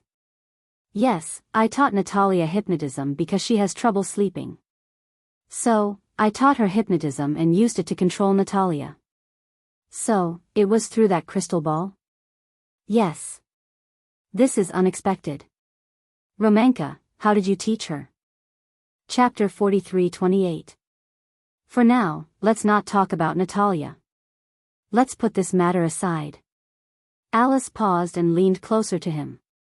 She lowered her voice and asked seriously, is there really no other way? Huh? I don't understand what you mean. Although you don't know much about Yu's condition, I've mentioned it to you before. But... Oh, I get it now. You want me to work with you to come up with a treatment plan for Yu. But you don't seem to trust me. Look, you haven't even shown me a detailed medical report on Yu. Romanka looked at her calmly, his gaze probing. She sucked in a deep breath of cold air and said firmly, there's no way I'll report Yu's condition to you. Hearing this, Romanka laughed instead of getting angry. Look, you're not even willing to tell me his condition. How can I cooperate with you? Based on your words, even if you don't know his condition, you should be able to come up with a treatment plan. Alice obviously believed in Romanka's abilities. Romanka, however, laughed. What do you take me for? Do you think I'm a god? You're a doctor yourself. Don't you think it's unreasonable for you to say such things? Romanka paused and continued, if a doctor doesn't understand the patient's condition, he won't be able to come up with a treatment plan. Moreover, in the field of multiple personality disorder, it's still a difficult problem to overcome. Relatively speaking, even if the patient's medical record is complete, he may not be able to come up with a perfect treatment plan. Alice sat up in excitement. I can't delay any longer. If I really can't come up with a perfect treatment plan, then I'll use hypnosis to kill all the other personalities. Oh. Romanka's interest was piqued and he caught the main point. All the other personalities? Does this mean that he has already developed more than 3 personalities? Alice didn't expect him to be so meticulous. He actually caught the main point so quickly. You sound very anxious. It seems like Yu's condition has reached a point where he can't take responsibility. Romanka observed her expression as he spoke. Finally, he laughed and said, it seems like it's not as serious as I thought. After all, you're still unwilling to disclose Yu's medical record to me. It seems like it's not that bad. Alice had no choice. She had no other choice but to say honestly, I really don't know what to do. After all, I'm not an authority in this field, but you are. Now, I want to protect both Gong Fan and Yu's personalities. But something happened recently. What's the situation? Romanka's curious. He was assassinated in an unknown situation. Even Romanka, who had seen a lot of the world, couldn't help but frown when he heard this. Alice didn't bother to hide it from him and recounted the events of that day in detail to him. Romanka was silent for a while and immediately said, it seems that he has undergone the 2nd Division S. Chapter 43-29. There's a situation where one personality splits into 2, 2 personalities splits into 4, and so on. As for how many personalities can be split, there are no detailed records at the moment. There are at most 21 known personalities recorded in the records. Can dual personality really become multiple personality disorder? To put it in simpler terms, the emergence of dual personality disorder is when there's too much pain, a person can no longer bear it. Therefore, the mental state splits into a second personality out of self-protection mechanism. Then, when dual personality disorder evolves into multiple personality disorder, it means that the mental mechanism has begun to create a personality society. This personality society can be created by the patient himself, or it can be created by the outside world through certain means. Some theories suggested that multiple personality disorder was related to childhood trauma. Internationally, children before the age of 7 were considered to be the golden age of children. If a child suffered serious mental trauma before the age of 7, it was very likely that it would lead to mental illness. Multiple personality disorder was one of the possibilities. When a person suffered a strong impact that was difficult to deal with, they might try to close their eyes and empty their mind to reach the realm of this did not happen to them. Then, they might create a personality that could replace them to bear the huge trauma and impact. This personality might immediately retaliate, become blind or deaf, scream, or curl up into a ball. Whenever similar pressure or impact appeared again, these personalities might automatically complete the transformation. Take Yu as an example. Li Qin and Yun Na's bullying in childhood. These tragic experiences tore apart a healthy Yu mentally, prompting the establishment of another personality. The two personalities could each perform their own duties and replace Yu to deal with different situations. Each personality of a patient with multiple personality disorder was stable, complete, and had different thinking patterns and memories. These split personalities were all-encompassing. They could be of different genders, ages, races, and even species. They took turns to control the patient's behavior. When the other personalities were controlling the behavior, the original personality might be unaware of what it had done during this period of time. This would lead to a serious time loss phenomenon. If the split personalities knew of each other's existence, it was called coexisting consciousness. They could even sit down for a meeting. My suggestion is that we use brain imaging to observe patients with multiple personality disorder. The difference in brain imaging between patients with dissociative identity disorder and patients with high and low hallucinations is very obvious. Then, what do you think Yu's situation should be? Do you want my suggestion? Alice nodded solemnly. If you really want to keep two personalities, it's not impossible. Treating multiple personality disorder was a difficult and very individualized process. Scientists and doctors had tried many methods for different patients. One of the most famous methods was personality fusion. The therapist understood and analyzed the patient's different personalities to find an internal personality that was familiar with all the personalities. It was usually called the internal helper, and become the core personality. Chapter 43:30. However, even if the treatment was successful, the personality might disintegrate again due to external pressure. In addition, because the patient was highly suggestible, hypnosis was often used to summon the patient's different personalities for treatment. However, this was not a cure for the root cause. It was just a supplementary method. In fact, internal disintegration was not a special thing. It was a very common phenomenon. Ordinary people had experienced internal disintegration. For example, reading a wonderful novel and being completely immersed in the plot, completely unaware of what was happening around them. There were also daydreaming, meditation, forgetfulness, and so on. However, this was not an illness, but an ordinary daily mental activity. However, multiple personality disorder was already the extreme of such a state. I got it. Alice stood up. Then, let's start with the brain imaging. She had not done a brain imaging on Yu yet. The Hurricane Medical Center was very well equipped. Therefore, no matter what kind of examination it was, it would not be difficult. As long as Yu was willing to cooperate. Romanka nodded. After that, Alice and Gong Fan had a discussion. When Gong Fan heard that he was going to do a brain imaging, he was initially a little resistant. However, after Alice explained what a brain imaging was, Gong Fan agreed to do it. It was not that he did not trust Alice, but he did not trust Romanka very much. However, with Alice around, the little guy still gave her some face. Alice brought Gong Fan into the examination room. In the examination room, there was no light. Only the faint blue light was quietly lit. In the huge examination room, there was only a very large instrument. It looked like an MRI, but it was not an MRI. The two instruments looked very similar. Alice instructed Gong Fan to lie down. His head was placed in a white helmet. Alice pressed the button and Gong Fan felt himself being slowly pushed in. Lie down obediently. I won't say anything. Don't move. Okay. Gong Fan was very obedient and agreed. Alice walked out of the door. Professor Romanka sat in front of the display screen and looked at the brain imaging screen. On the blank screen, a few black dots were listed. Look here. Professor Romanka gently tapped on the screen. The brain imaging differences between patients with dissociative identity disorder and those with high and low hallucinations are very significant.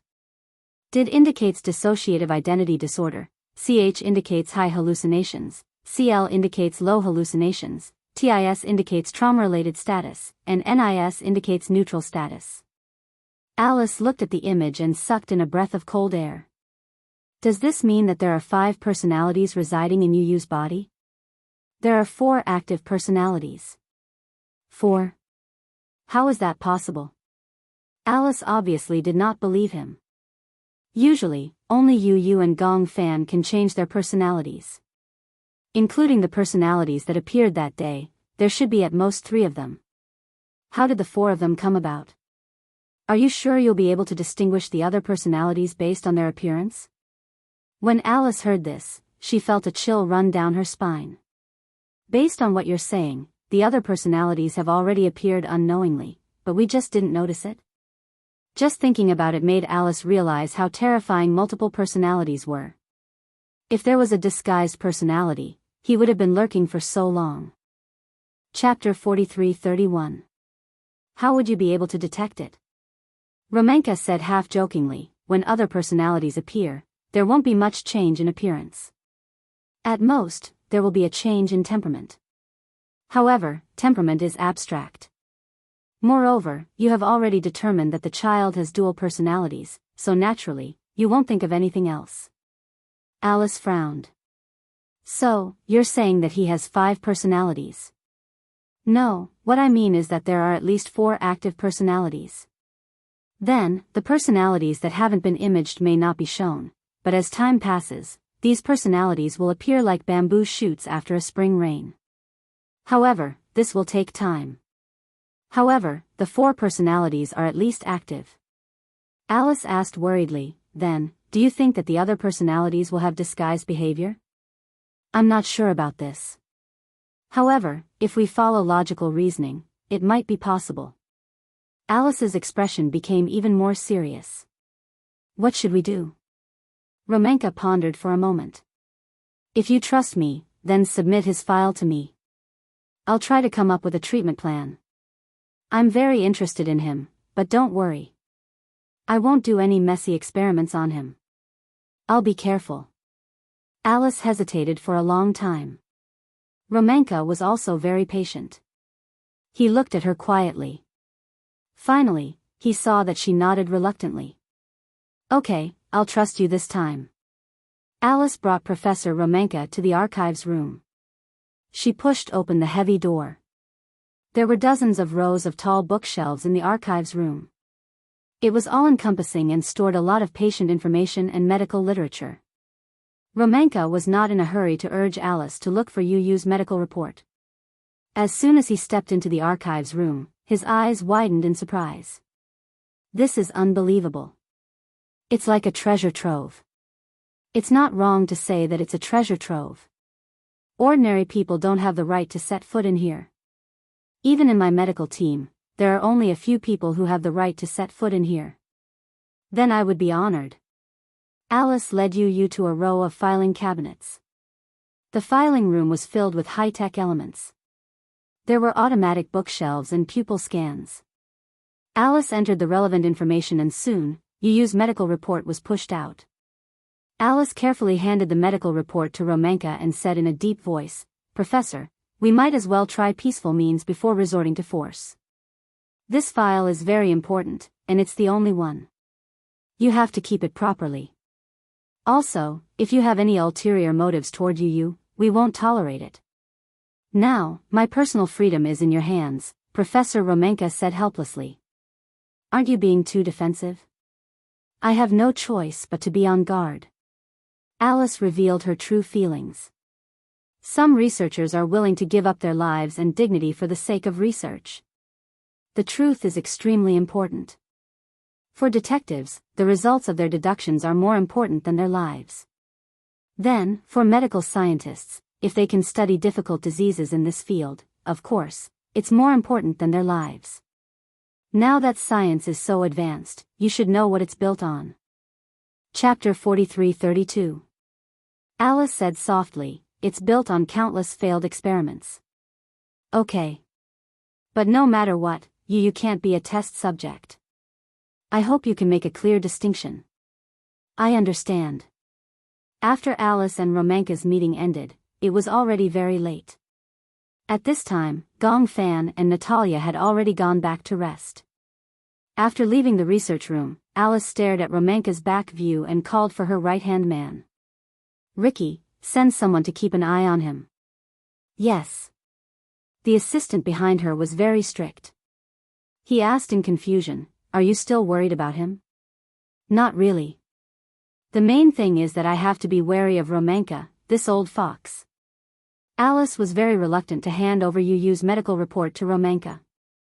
But now, other than this, she couldn't think of a better solution. She could only hope that this old fox could come up with a useful solution. Romanka took the medical report and locked himself in the room. He was cooped up for more than a week.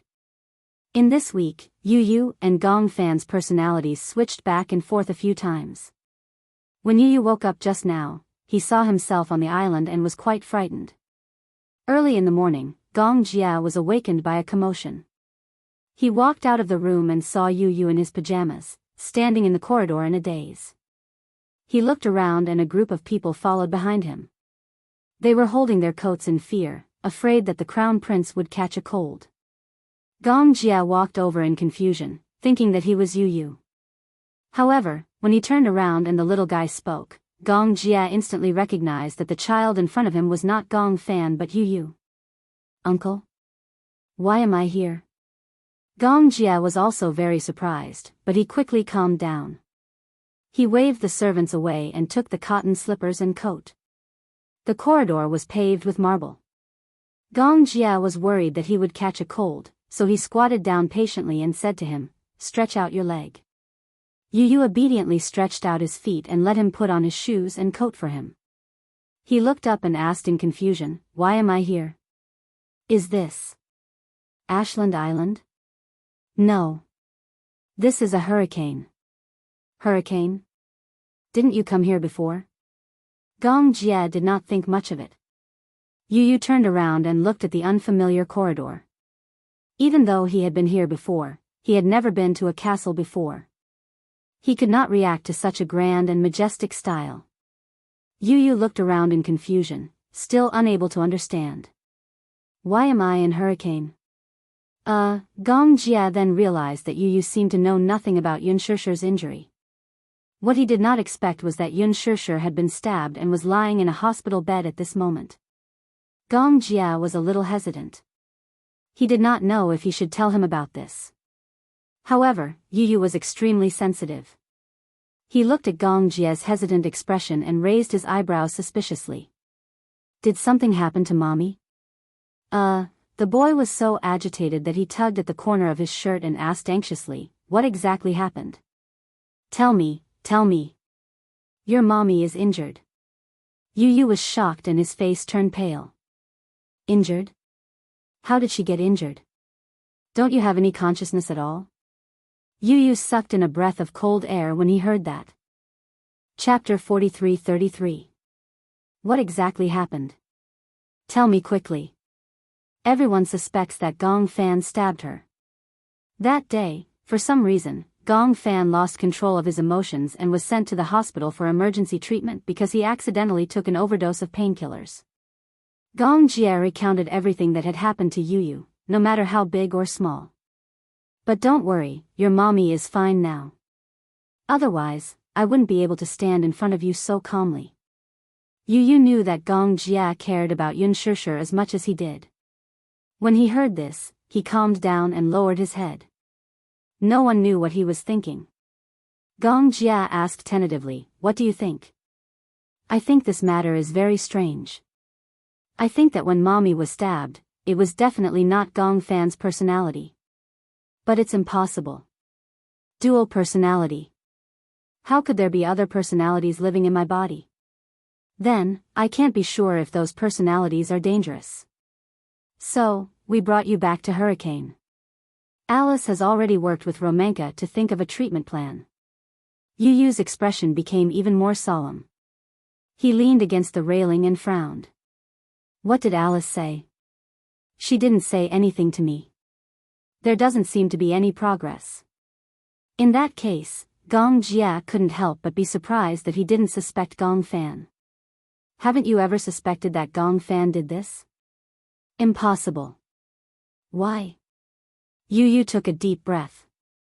He cares about Mommy no less than you or me. I'm different. Other than Mommy, I have other people I care about. But other than Mommy, he doesn't care about anything. How could he do something to hurt Mommy? Impossible. Yu Yu trusted Gong Fan more than anyone else. Since he was already on this island, it meant that he would have to cooperate with the treatment for a long time and wouldn't be able to go back. Since he was already here, he might as well make the best of it. Yu Yu cooperated with everything. However, there was one thing that he insisted on. If the treatment plan had to kill Gong Fan's personality, then he would be the first to be unwilling. He believed that if Gong Fan died, his soul would be incomplete. Gong Fan and he were complete. The method he hoped for the most was for the two personalities to merge together. This was the most ideal state for both him and Gong Fan. During this period, Gong Fan and Yu Yu's personalities switched back and forth a few times. 2 weeks later, Romanka finally walked out of the room and mentioned to Alice that he wanted to do a hypnosis experiment. When it comes to hypnosis, Alice is very cautious. Romanka knows her worries, so she mentioned that she can also be present during the hypnosis experiment. What kind of hypnosis experiment was it? I want to create an illusion through hypnosis and summon the personalities of Gong Fan and Yu Yu to meet each other. Roman paused for a moment before continuing. However, during the hypnosis process, we can't rule out the possibility that other personalities will appear in the dream. That's very dangerous. Alice realized the dangerous nature of this experiment. If other more dangerous personalities appeared in this dream and caused harm to Yu Yu and Gong Fan, as outsiders, they couldn't interfere at all. Romanka nodded. Before any experiment is mature, there will be risks. I have to make this clear to you. But there's no other way. This experiment has to be carried out. Chapter 43-34. That evening, Alice brought Yu Yu into the laboratory to wait for Romanka's arrival. Sitting in the laboratory, Yu Yu was obviously a little uneasy. He confirmed again, I will be able to see Gong Fan in this hypnosis, right? Yes. Yu Yu suddenly felt a little nervous. Before this, he had learned from Alice that there were other personalities living in his body. This meant that the chances of him meeting the other personalities in this dream would be very high. In other words, he might meet the other personalities before meeting Gong Fan. Are you sure that the people I saw in my dreams under hypnosis are my other personalities? Yes. Then, if that personality looks the same as the other personalities, how can I tell them apart? The reason why he asked this was because Gong Fan had written in his diary that he had dreamed of someone who looked exactly like Yu Yu chasing after him. Gong Fan had suspected that this person was Yu Yu. However, when he knew that there might be other personalities living in this body, he started to have doubts. Perhaps the personality who looked exactly like Yu Yu was someone else. Yu Yu suspected that there were two personalities living in his body that looked exactly like him. The appearance of multiple personalities might be the same, but the chances of them being different were higher. For example, there was a patient who had more than 10 personalities living in his body. However, these personalities had different appearances. There was a blonde girl, a middle-aged man, and even an FBI detective. Each of them played a different role. Alice felt a headache coming on. Yu Yu, your condition is more complicated, so I can't say who you will meet in this hypnosis. However, you have to be vigilant. Why do you say that? Alice said with a serious expression, because in the dream, other than you, if the other personalities are fatally injured, they will disappear completely. Yu quickly understood what she meant and couldn't help but shudder. He didn't expect that this experiment would be so risky. He was a little scared. You mean that if someone kills Gong Fan in my dream, his personality will really disappear completely? Yes. What about me? You won't disappear. You have to remember this forever. Alice suddenly became agitated. Yu was shocked by her nervous expression. First of all, you have to remember that you are the main personality. In the dream, no matter what attacks you encounter, you will never disappear and never die. No matter what kind of injuries you suffer, even if it is real, you can't believe it, otherwise. Otherwise what? Otherwise, you will never wake up and let the other personalities occupy your body. Yu couldn't help but gasp. Chapter 43-35. Yu nodded solemnly. He didn't know why, but his heart felt heavy. I understand. I'll do my best to protect Gong Fan. When Alice heard this, she didn't know whether to laugh or cry. Idiot, you just have to protect yourself. But as you said, even if I die in the dream, I still exist in the real world.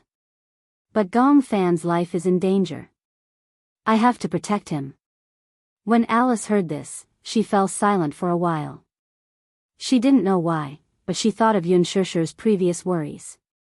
She couldn't help but ask indirectly, if one day, everyone gives up on Gong Fan, what will you do?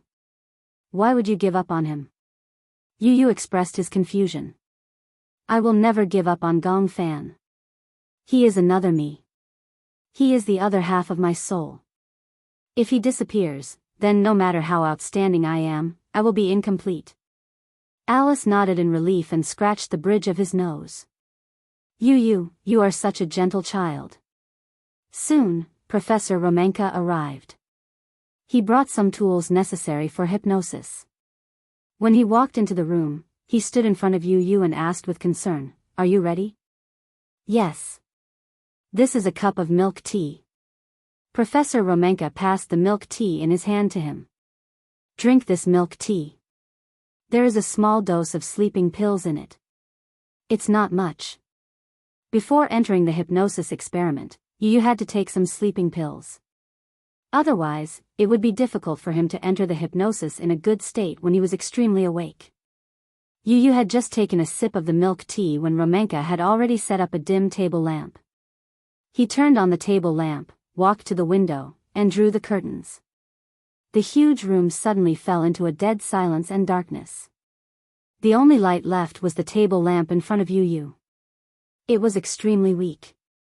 After drinking the milk tea, Yu still didn't feel much. He didn't feel sleepy either. He had enough sleep, so he was very awake. Professor Romanka sat down before him and greeted him in a friendly manner. Yu, hello, I'm Romanka. He extended his hand to Yu as if he was greeting a gentleman.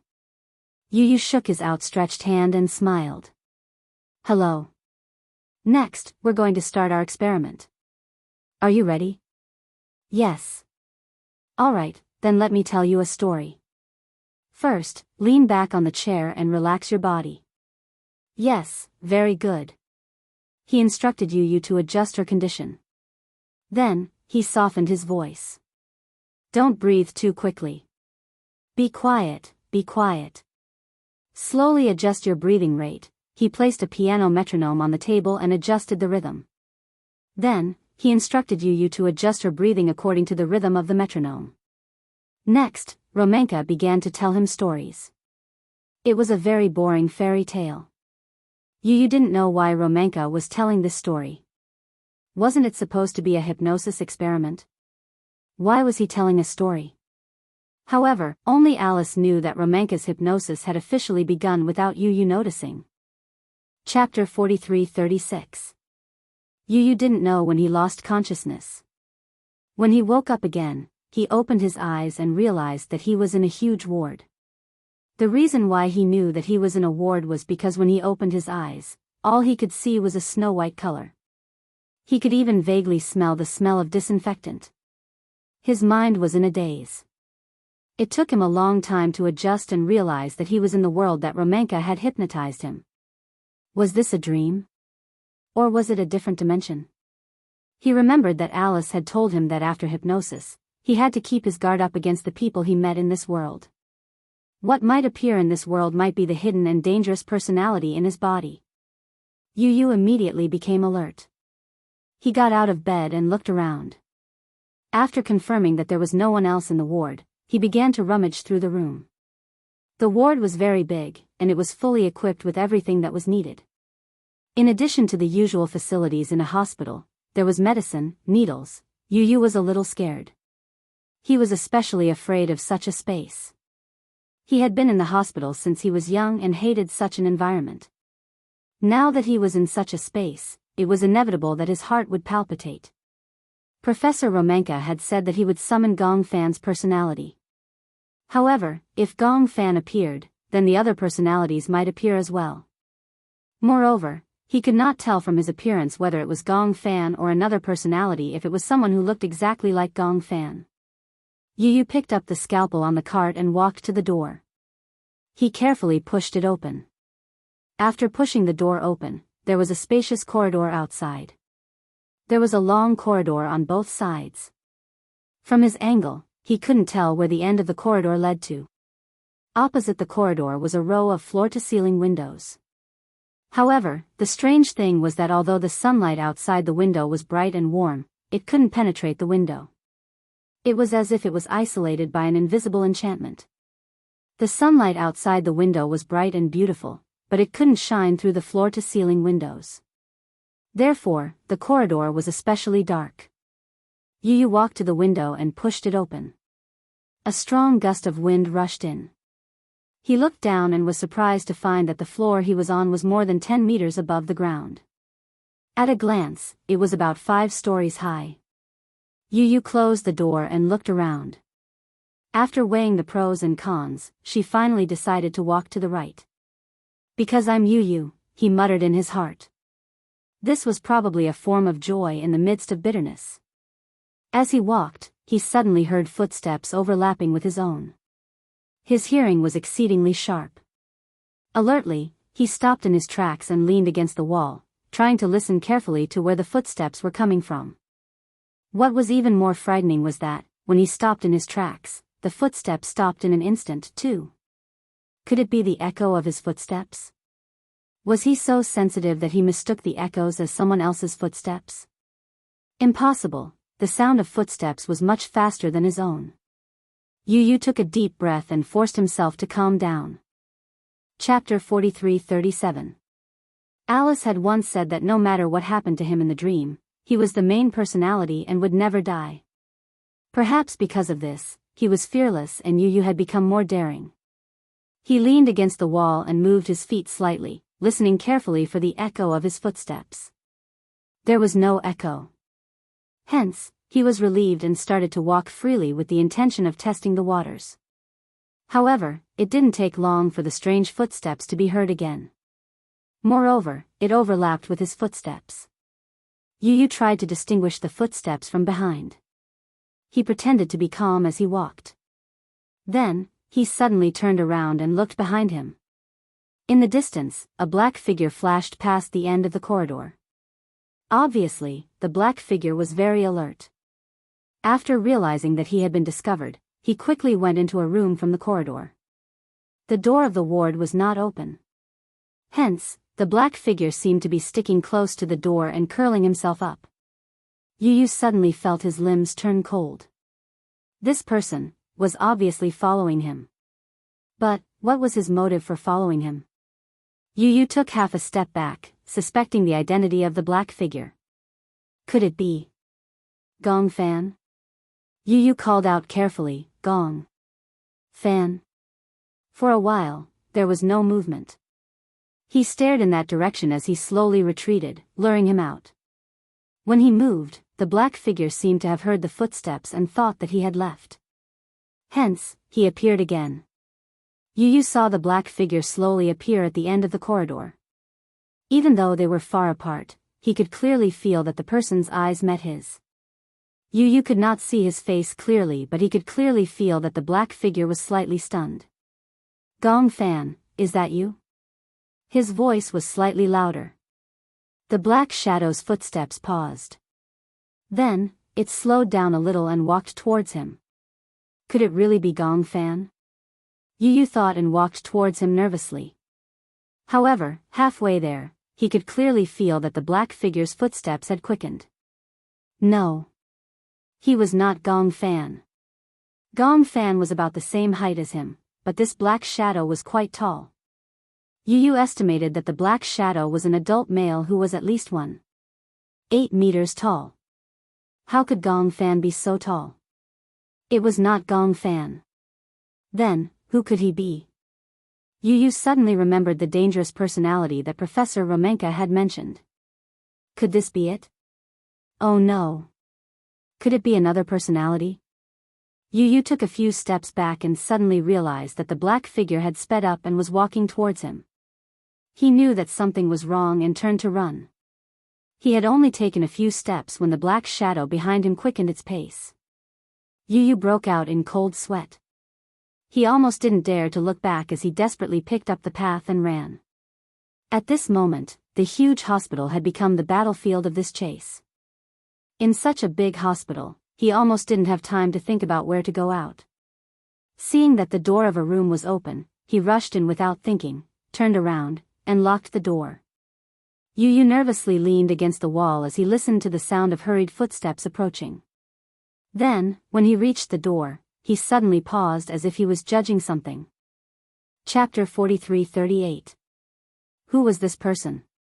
Just now, when they had looked at each other from afar, Yu could clearly sense a murderous look in his eyes. While holding his breath, Yu could clearly feel that the person outside the door had tried to turn the doorknob, but when he realized that the door was locked, he turned around and left. As the footsteps faded away, Yu heaved a sigh of relief and let out a long sigh. He's finally gone.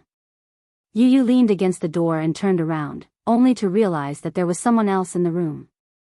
It was a very big ward. Yu walked in quietly and suddenly saw someone sitting on the bed. It was a girl. She had long, black hair that fell over her shoulders. She had delicate features and looked to be about 15 or 16 years old. However, there was a hint of unsure in her eyes. She was leaning against the bed and looking out of the window. Her gaze was blank, so much so that even after Yu had entered the room, she did not notice his presence. She was wearing a hospital gown and was hugging her knees as she sat on the bed. She looked a little weak and pitiful. Perhaps because of the girl, Yu's vigilance was slightly reduced. However, at the same time, he felt that something was amiss.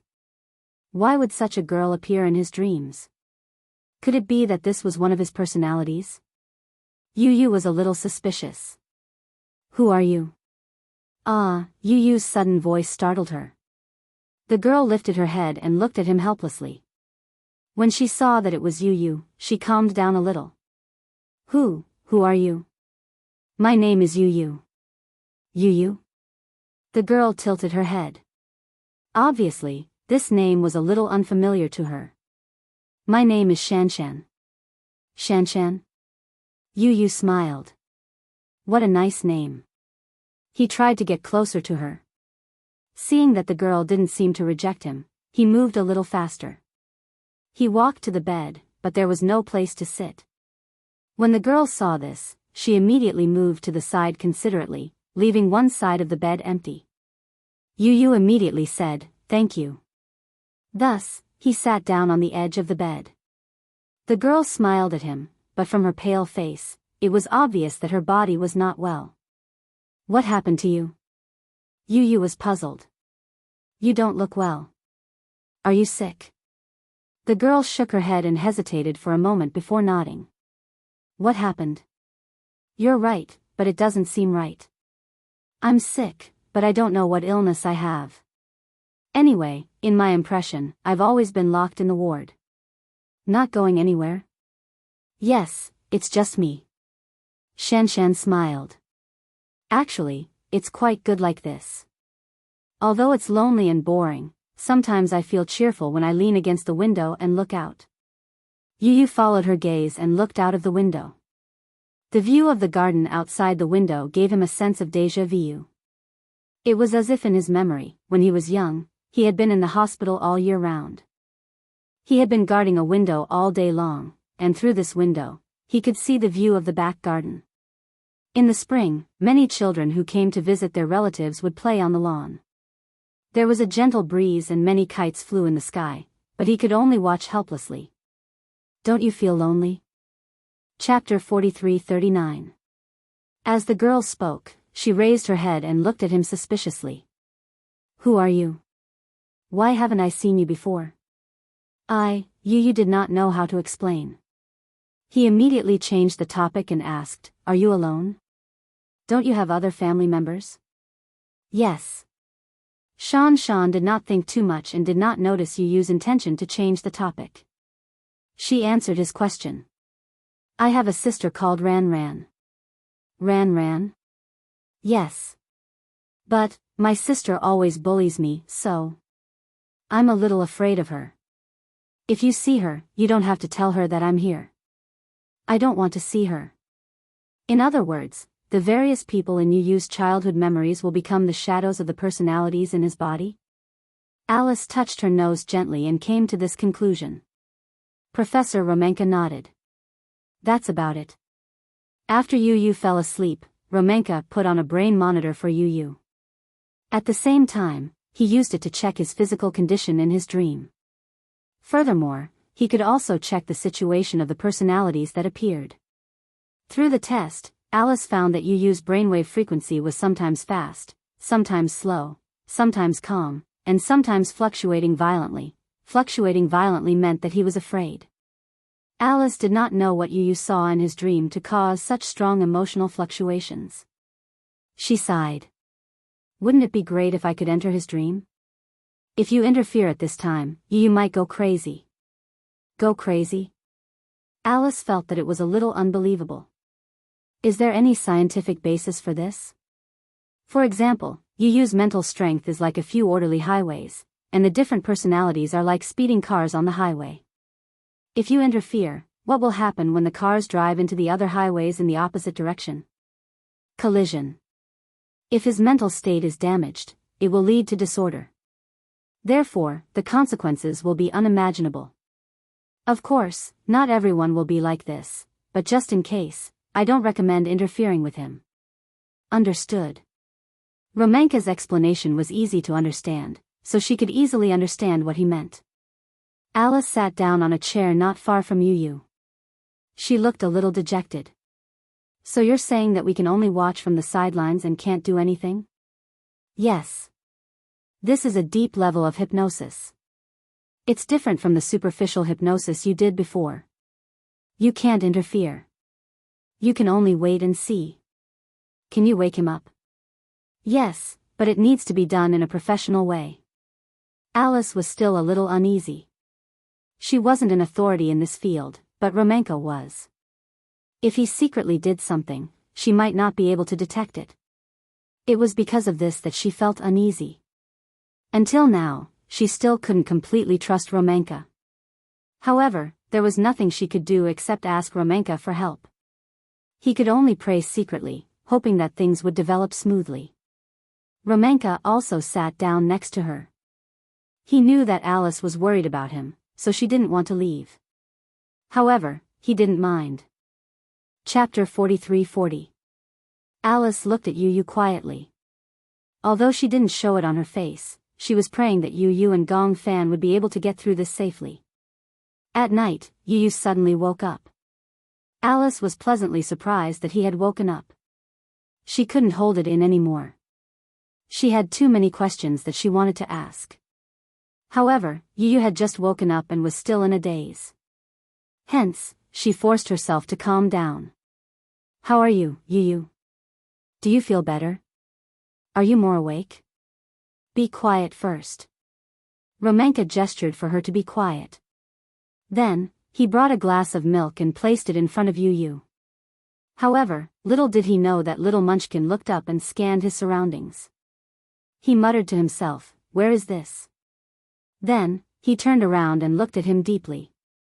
His gaze was obviously a little confused. I am not you.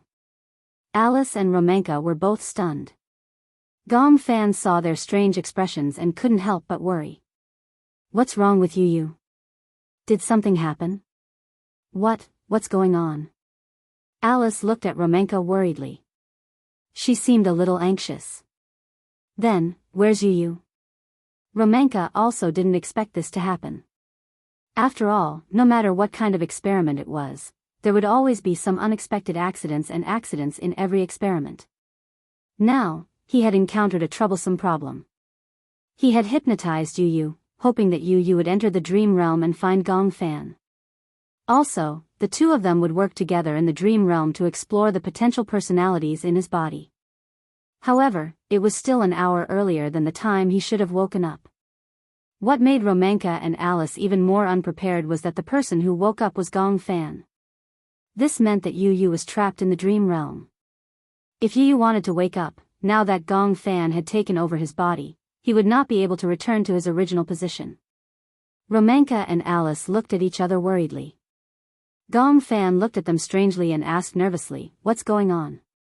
"It's like this. We were originally conducting an experiment." Romanka explained the purpose of their experiment in detail. Gong Fan was very smart and immediately understood their intentions. In addition, he had heard Alice mention that they wanted to do such an experiment before, so he gladly accepted it. Alice said that Yu's ideal state was for the two best personalities, Yu and Gong Fan, to merge together. That would be the best outcome. He also agreed with this plan. However, in other words, if I suddenly wake up in this experiment and take over the body, Yu won't be able to come back, right? Alice said hesitantly, yes, but it shouldn't be a big deal. No, it's dangerous. Romanka suddenly interrupted Alice. This time, Yu didn't sleep much as usual. I hypnotized him to enter the XY dimension, hoping that he can find the other personalities. When the time is up, he better come back. If he stays in that dimension for too long, I'm afraid that those dangerous personalities will appear and harm him. Alice said doubtfully, the main personality will never disappear, right? Chapter 43-41. Are you sure? Romanka questioned. Although I also believe that the main personality won't disappear, there's always a chance. Although there's a chance, once it happens, it'll be an irreversible outcome. Alice was stunned and became even more nervous. Then what should we do now? Gong Fan suggested, why don't you hypnotize me and I'll go to that world too? No. Romanka said, you're already in that world. Even without hypnosis, you'll still go to that world when you fall asleep. However, if you're hypnotized frequently, your mental strength will decline greatly. Gong Fan insisted, if I can't hypnotize you repeatedly, then I'll try to fall asleep myself. Is that feasible? When Romanka heard this, he encouraged him and said, try it. Gong Fan nodded, lay on the chair, and closed his eyes. However, the stronger a person's goal was, the more active the surface of the brain was. Therefore, it was harder for him to fall asleep. Gong Fan couldn't fall asleep no matter what and couldn't help but feel anxious. He tossed and turned, but his consciousness became clearer and clearer. Romanka saw that he was forcing himself and sighed. If you can't fall asleep no matter what, don't force yourself too much. Gong Fan opened his eyes, which were bloodshot. I'm worried. I'm worried about him. Alice asked, do you still remember where you were before you woke up? I think. I was on an island. An island? Alice was a little puzzled. Do you still remember what was on the island? Let me think. Gong Fan pursed his lips and thought hard, trying to recall the scene before he woke up. I think there was a very beautiful manor. Manor? Yes, but there were other things outside the manor. However, I usually only stayed in the manor and didn't go anywhere. Are you alone? Romanka perked up. Did you see anyone else? No. I'm alone. The island is located on a sea and there's a port. I don't know what's outside the manor. I've never walked out of the manor. I see, Oh, I remember. There was a car. Gong Fan frowned. I remember that I tried to open the car door and drive out, but the car seemed to be locked. I couldn't find the key, so I didn't bother about it after that. In his memory, even though there was no butler, no servants, and no maids in the manor, everything seemed to be in order and was taken care of very delicately. The manor was filled with Chinese roses. This was Yun Shishir's favorite flower. It seemed to have been projected into the dream world. When Alice was at a loss, Romanka suddenly asked, "Are you hungry?" Gong Fan was stunned. "Hungry, I'm a little hungry, eat something." Then. Gong Fan was puzzled by his calmness. "What about you? At the moment, I don't have any good ideas. I can only wait for you to fall asleep, then wait and see. Waiting here won't change anything."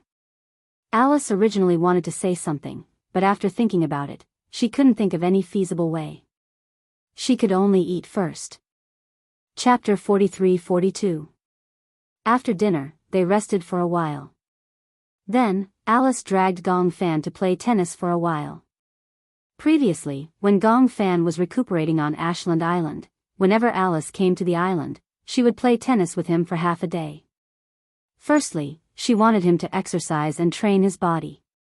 Secondly, she wanted him to find some hobbies and interests. Unexpectedly, Gong Fan really fell in love with tennis. At that time, Alice was not around every day. When she was not around, Gong Fan would let Lisa play tennis with him. Now, Gong Fan knew that Alice dragged him to play tennis because she wanted him to use up his excess energy so that he could fall asleep faster later. Gong Jia and Lisa were also there. Alice could not take it anymore. She had been in the laboratory for a long time and had not exercised for such a long time. Hence, after a few rounds, she was already panting from exhaustion. When Gong Jia saw the two of them playing tennis, he became interested. Coincidentally, Alice was taking a break. Hence, he took the tennis racket from Alice and asked if Gong Fan wanted to take a break. However, Gong Fan said, "Just don't be a disappointment like Alice." When Gong Jia heard that his nephew had put up a banner for him, he was instantly filled with the desire to win. "Alright, when the time comes, let's see who's the real loser." Gong Jia waved his racket and started playing with Gong Fan. "Don't say that." Gong Jia had really underestimated this nephew of his. In his impression, Gong Fan, who was also known as Yu, did not have a good physique. However, on Ashland Island, Gong Fan's physique had improved tremendously. Fortunately, Gong Jia was also good at sports. Otherwise, he might not be Gong Fan's match. However, in terms of tennis skills, Gong Jia relied on the strength of an adult and his height of 1.9 meters to suppress Gong Fan to a certain extent. After the tennis match, except for Gong Jia, everyone was exhausted. Gong Fan did not leave the stage the entire time. He was forcing himself to use up all his excess energy. This way, he would have a certain amount of excess energy when it came to sleeping at night. However, although this move was crude and brainless, it had a certain effect. At night, Gong Fan took a shower before lying down on the bed. The moment his head touched the pillow, he fell asleep not long after. After entering the dream, he looked around and realized that he had returned to the manor. He had fallen asleep. However, even if he were to fall asleep, the boy would probably not wake up anytime soon. That was because his body was too tired from overexertion. However, Romanka had said that Yu had come to his dimension. Even though he could not differentiate between dimensions, nor could he accurately understand them, he could vaguely sense that he might be able to find Yu in this dream. This way, even if he could not send Yu back to the real world, he could still do his best to protect Yu. Gong Fan pushed the door open and went to the garage. He found that the car was still there. The car was a Mustang sports car. The door was locked and he needed a key. Gong Fan remembered Romanka's words and went back to the room to search for the key. The manor was huge. However, Gong Fan was very familiar with this place. He went to the living room and rummaged through the cabinets.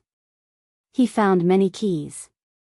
He identified them carefully and finally found the car key. He went to the garage and successfully opened the car door. Chapter 43:43. Although he was young and did not have a driver's license, it was not difficult to drive. There were not many complicated routes and road plans on the island. In addition, the car was automatic. One step on the accelerator and one step on the brake. He just needed to grasp the direction. Gong Fan got into the car and adjusted it to a suitable seat. He put the car in gear and stepped on the accelerator. He successfully drove the car out of the garage and away from the manor. Outside the manor, there was a long asphalt road. There were no cars on it. Gong Fan drove slowly along the road. There were some mountains on the island, but the mountain roads were not narrow. It was not difficult to drive. As Gong Fan drove, he looked out of the window. Unknowingly, he drove to a cliff. It was a dead end. Gong Fan sighed and had no choice but to turn the car around. The gauge showed that there was not much fuel left. There was no navigation here, so he could only activate the fuel-saving mode and step on the accelerator carefully, searching for a gas station along the way. After driving for about 7 to 8 kilometers, he finally saw a gas station. He parked the car and got out, but he did not find any staff at the gas station. The huge gas station was empty. There was no one there. Therefore, he filled up the gas himself until the dashboard showed that the gas level was full. He drove in the opposite direction of the dead end and the manor. There was no one on the huge island. It only gave off an inexplicable feeling of desolation. The sky unknowingly darkened. Usually, he only stayed in the manor and did not go anywhere. He did not expect the island to be so big. After driving for so long, he did not see anything beyond the mountains. Now that the sky was gradually darkening, Gong Fan felt that it was too dangerous to drive in the dark. Moreover, he did not find anything. Therefore, he thought that he should turn back and wait until after tonight. However, when he turned back, because the sky was dark, there were suddenly dots of light in the distance that attracted his attention. Gong Fan slowed down the car and looked out of the window. He saw that the place where the lights were lit up was actually a few taller buildings. There was a huge Red Cross sign hanging on the roof. It seemed to be a hospital. Hospital? Gong Fan frowned. It was still not too late. Therefore, he took the opportunity to drive in the direction of the hospital. Although the hospital was close by from afar, the road on the island was very long. However, the roads on the island were winding and they wasted a lot of time on the way. By the time they arrived at the hospital, it was already late at night. He parked the car a little further away from the hospital and walked to the entrance of the hospital. However, he saw that only a few rows of the hospital were lit. The rest of the rooms were dark. Is there anyone in the hospital? How was that possible? Alice said that the dimension he was in was an XY dimension, and anyone who appeared in it was UU's other personalities. Could it be that there were other personalities in the hospital? If that was the case, could it be that the dangerous personality that attacked Yun Shishir that day was also there? Gong Fan instantly raised his guard, lightened his footsteps, and sneaked into the hospital. The lights in the main hall of the hospital were not on, but the corridor was lit with dim yellow lights. It was unknown whether it was because of the lack of maintenance, but the light bulb was sometimes on and sometimes not, and the light was very bright. Chapter 43:44. At a glance, he felt an inexplicable chill run down his spine. It was terrifying. Gong Fan stood in the hall in a daze, but he did not dare to speak. He gently took a step forward. When his shoes landed on the ground, they would echo in the air. He did not dare to take the elevator, but other than the elevator, it seemed that he could only walk up the stairs. He did not know why he wanted to go upstairs, but he vaguely had an intuition that was calling out to him. It was as if something was attracting him. He did not know if this intuition was good or bad. Gong Fan breathed repeatedly. He did not know if he should walk up.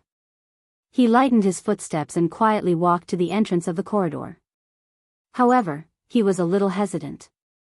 He did not know what was waiting for him.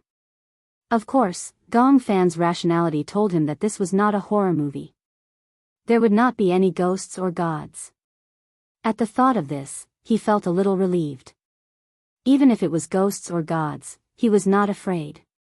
What was there to be afraid of? Gong Fan mustered his courage and went upstairs. Putting aside the flashing lights and shadows, there was nothing particularly scary along the way. He did not know where to go, so he simply followed the corridor all the way up. At the same time, he could also figure out how tall the building was. He didn't know how long he had been climbing. The long corridor was one floor after another, but there was no indication of the floor. He couldn't remember how many floors he had climbed until he saw a tightly shut door at the end of the stairs. Gong Fan hesitated for a moment, but he still climbed up and tried to push the door. He did not expect the door to be unlocked and could be pushed open. After twitching for a long time, he carefully pushed the door open a crack. First, he looked through the crack. Outside the door was a very large rooftop. From his angle, he seemed to be able to see a drying rack on the rooftop. On the rack were white coats and white bed sheets. There were many living rooftops like this in the hospital. Some doctors and nurses who lived in the dormitory would dry their washed work clothes and bed sheets here. However, other than that, he did not see anyone else.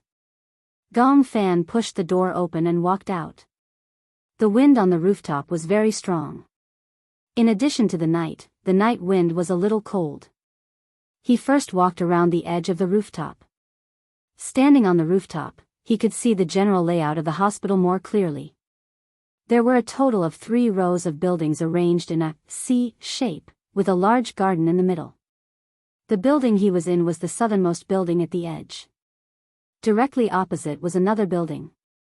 He silently counted the number of floors on the opposite side because he did not know how many floors there were in this building. As he counted, he suddenly caught a glimpse of a strange shadow from the corner of his eyes. Only the middle rows of the building across the street were lit up. In the middle, which was probably the 4th floor, the lights were on. A shadow emerged from the far left and strode along the corridor. Gong Fan was shocked. He wasn't afraid, but he was very surprised that there was someone in the hospital. Moreover, judging from the shadow, it seemed to be a tall and strong man. Although he was far away and couldn't see his body clearly, under the light, the shadow was elongated. Based on the shadow, Gong Fan felt that his height should be more than 1.8 meters. Just as Gong Fan was secretly observing the man suddenly stopped in his tracks. Chapter 43-45. Under the moonlight, for some reason, a layer of fear shrouded Gong Fan's heart. Gong Fan subconsciously took half a step back and had an ominous premonition. At this moment, the man leaned against the window and looked in the direction of the rooftop where Gong Fan was. At this moment, Gong Fan was already on his guard and hid behind the drying rack. On the drying rack, the bed sheets were draped over the rack and stretched on the ground, just enough to cover his figure. Gong Fan didn't know what he was afraid of. It was just that subconsciously, he didn't want this man to find out. This was his subconscious reaction. However, when he turned his head and looked at the moonlight in the sky, his heart suddenly jumped. In his nervousness, he had forgotten that even if these white bed sheets could cover his figure, under the moonlight, they would cast his shadow. Gong Fan's breathing was almost suffocating. He could vaguely feel that if that man's gaze was really looking in his direction, then he might have already been discovered. With the intention of probing, Gong Fan turned slightly. Through the bed sheets that were fluttering in the night wind, he saw from the corner of his eye that the man was really looking in his direction. 2 pairs of eyes, separated by not too far, met in midair. He could even feel the man's sharp gaze. This man was tall and one could tell that he was an extremely powerful man. Gong Fan recalled the time when Yun Shishir was stabbed and immediately equated this man with that dangerous personality. Oh no, Gong Fan instantly felt his scalp go numb. Since he had already been discovered, then there was no need for him to stick to hiding. He walked out from behind the bed sheets and saw that the man's eyes had regained focus and locked onto him. Following that, his shoulders were slightly arched, like a tiger waiting for an opportunity to hunt. The scene was at daggers drawn. If it wasn't for the distance between them, Gong Fan would even think that this man would pounce on him like a cheetah in the next second. His back was already covered in cold sweat. Gong Fan moved his feet slightly and slowly moved towards the door. The man looked at where he was. Then, as he watched him, he quickly ran in his direction through the corridor. He knew where he was and was about to start his hunt. Run. At this moment, there was only one word in Gong Fan's mind. His intuition told him that this man was very dangerous, so he pounced toward the door almost at the same time. Walking down from the rooftop, it was the 10th floor. The man was on the 4th floor. There was some distance between them, but the figure of the man flying in his direction still made him feel a lingering fear. If she didn't run away now, the man would definitely catch up. After all, he was a grown man, so he couldn't be slow. Run? But where could he run to? Gong Fan didn't have time to consider the man's identity. He only wanted to find a place to hide. As he ran in the huge hospital, the echoes of his footsteps made him feel as if someone was hot on his heels. This made him even more worried. Gong Fan groped through the doors one by one. Every door was either locked or a dead end. There was no place to hide at all. He didn't dare to place his hopes on the thin latch.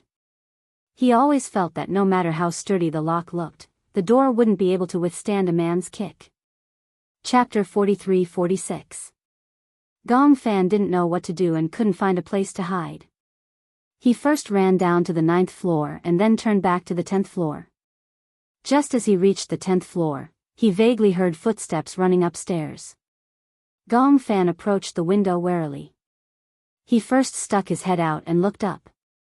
At this moment, the footsteps upstairs had quietened down. He first glanced to the left, then to the right. Then, on the upper right, he saw a person's head sticking out of the window as well. That man had actually run to the floor he was originally on at such a fast speed. The man was obviously not stupid. Through the sound of footsteps, he caught the message that he was on the 10th floor. He looked down and their gazes met again. Gong Fan instantly felt his hair stand on end. The man quickly retracted his head and footsteps sounded. Gong Fan suddenly realized that the man must be running in his direction. He was going crazy. Left or right? Gong Fan judged that the man would definitely come down from the stairs closest to him on the right. Hence, he ran towards the stairs on the left. Following the stairs, he went all the way down to the 4th floor. When he could no longer hear the flustered heartbeat, he calmed down slightly. He was like a headless fly the whole way, fleeing randomly in the hospital building. Gong Fan had never been in such a sorry state. But he knew in his heart. Alice had also told him that this was not an ordinary dream. He had already entered the world of his personality. If he was hurt here, in the real world, his personality would disappear without a trace. He was different from Yu Yu. Yu Yu would not die, but he would. Gong Fan had always remembered Alice's words and was determined to protect himself. He couldn't die. Even if he died, he had to perish together with those dangerous personalities. Gong Fan walked cautiously along the ward. At this moment, the doors were like cages that locked up scourges and ferocious beasts. No one knew what kind of dangerous thing would rush out of the door in the next second. He was cautious, and his footsteps were extremely light. He didn't know if that man had learned from him and slowed down his footsteps, waiting for an opportunity to sneak up on him. Now, he felt like he was the prey in the open, while that man was lurking in the dark, ready to make a move. Unknowingly, the cold sweat on Gong Fan's back had already been dried by the night wind. Following that, another layer of sweat seeped out. His clothes stuck tightly to his back. This sticky feeling was so real that he couldn't even tell if this was a dream or reality. Just as he was walking slowly, he saw that not far from him, the door suddenly creaked open slowly. He was like a frightened cat, jumping back a step, his face full of vigilance. He was so brave, and in the face of all this, he was already calm enough. However, right now, he didn't dare to summon up the courage to ask, "Who is it?" He tried his best to shrink his body into a ball so that he could retreat at any time if there was any danger coming out of the door. Just then, a pair of small hands grabbed the door frame, and a small head slowly popped out. Under the moonlight, that delicate and pretty little face became clearer and clearer. When Gong Fan saw the familiar face, his heartbeat quickened. Chapter 43-47. When he saw him, he was first shocked and his body subconsciously retreated. Then, the child who looked exactly like him called out tentatively, Is it you? Gong Fan? Hearing this familiar voice, Gong Fan felt a chill all over his body. However, it was not out of fear, but out of excitement. He immediately replied, It's me. This child finally heaved a sigh of relief and beamed. His watery eyes gave him endless warmth. It's me, Yu. Then, he hooked his finger at him and gestured, Come over quickly. Gong Fan could not hide his excitement, but he still tried his best to suppress the sound of his excited footsteps. He leaned against the wall and walked over. When he was 10 feet away from the door, Yu immediately leaned out, grabbed his arm, and pulled him into the room. The door closed softly. Yu carefully locked the door from the inside, trying not to make any sound. Just as he locked the door and turned around, Gong Fan could not hold back his excitement and hugged him tightly. Yu, I've finally found you. It was not that Gong Fan was not touched. Because he knew very well who Yu had entered this personality world for. In fact, he did not have to take such a risk. To him, although his life was not in danger in such a dangerous world, the mental stress was not a small blow. However, Yu had entered this world without hesitation for him and to protect him. Gong Fan hugged him so tightly as if he wanted to integrate him into his bones and blood. Yu did not break free. Instead, he sighed and hugged him tightly as well. It's good that you're fine. These few words warmed Gong Fan's heart. The depression that he had felt for a long time was instantly swept away. However, this personality of his seemed to be born with undeveloped tear ducts. At this moment, logically speaking, the two of them should hug each other and cry bitterly. But he did not. He was so emotional that he could not cry. You're fine too. That's great. Yu let go of him and sized him up deeply. Gong Fan was also sizing him up at the same time. The two children looked exactly the same, even more so than Yu and Xiao Yichen. They were practically the same. Yu looked at Gong Fan as if she was looking into a mirror. Gong Fan looked at Yu and was filled with emotions. In a certain parallel world, the two personalities met in such a miraculous manner. This world was really too incredible. Here, Yu saw another version of himself. This feeling was very strange. He then asked curiously, Why are you here? Gong Fan hesitated for a moment and explained, I heard from Alice and Romanka that you were hypnotized for me and that you were supposed to be with me. However, I woke up halfway and took over your body. You couldn't return to your original world. I finally fell asleep and successfully entered the dream world. I found this hospital. I didn't expect you to be here too. This was probably the so-called telepathy. Gong Fan could finally understand why something seemed to be calling him when he first entered the hospital. He could not hear anything, but in his consciousness, it was as if someone was reminding him to enter this hospital. Chapter 43-48. Before Yu could speak, Gong Fan reminded him cautiously, Just now, a man chased after me. I don't know who he is, but my instincts tell me that he will do something to me. When Yu heard this, his expression changed instantly. A man? Is he very tall? Is he a little? Gong Fan followed his words and said, Murderous aura. Yes. Yes, it's him. This time, Yu was certain. He's in this hospital. Previously, I was chased by him too. I feel that he might be the dangerous personality who attacked Mommy. Oh. Gong Fan actually had the same suspicions, but when he heard Yu's doubts, he couldn't help but want to hear his analysis. What do you think? He's tall and strong. I'm guessing that he's a dangerous personality. Compared to you, he's more capable of attacking Mommy. Gong Fan pondered and nodded. He turned around silently, only to see a girl sitting on the bed. He was so shocked that he took half a step back and asked warily, Who is she? Oh, she should be another personality. Yu said, her name is Shanshan. Shanshan? Gong Fan observed her carefully. Shanshan was leaning against the headboard. Ever since Yu came to this room, she had been in this position and had never changed. Just based on her appearance, Shanshan seemed to resemble Yunshishir. However, Gong Fan knew in his heart that Shanshan was definitely not Yunshishir. However, he also suspected that because she had been with Yunshishir for a long time, she had subtly influenced Yunshishir's prototype and split into such a similar personality. Shanshan had an aura that was very similar to Yunshishir. So much so that Gong Fan even thought that Shanshan must be Yunshishir's childhood. She has been here since I entered this room, but she doesn't seem to have a dangerous personality. Gong Fan frowned. Even though Yu had said so, he still lowered his voice and reminded him, even so, you still have to be careful. In this place, even if it's me, don't trust anyone easily, understand? He remembered that he had once dreamt of a child who looked exactly like him and Yu. He was a very dangerous person. He could no longer tell if it was a real person or just a dream. Yu looked at him in surprise, but she knew that Gong Fan said that to protect her. Don't worry. I know what to do. Gong Fan asked curiously, You've never gone out since you came here? Yu nodded and said, I haven't gone out since I came here because I don't know what's going on outside.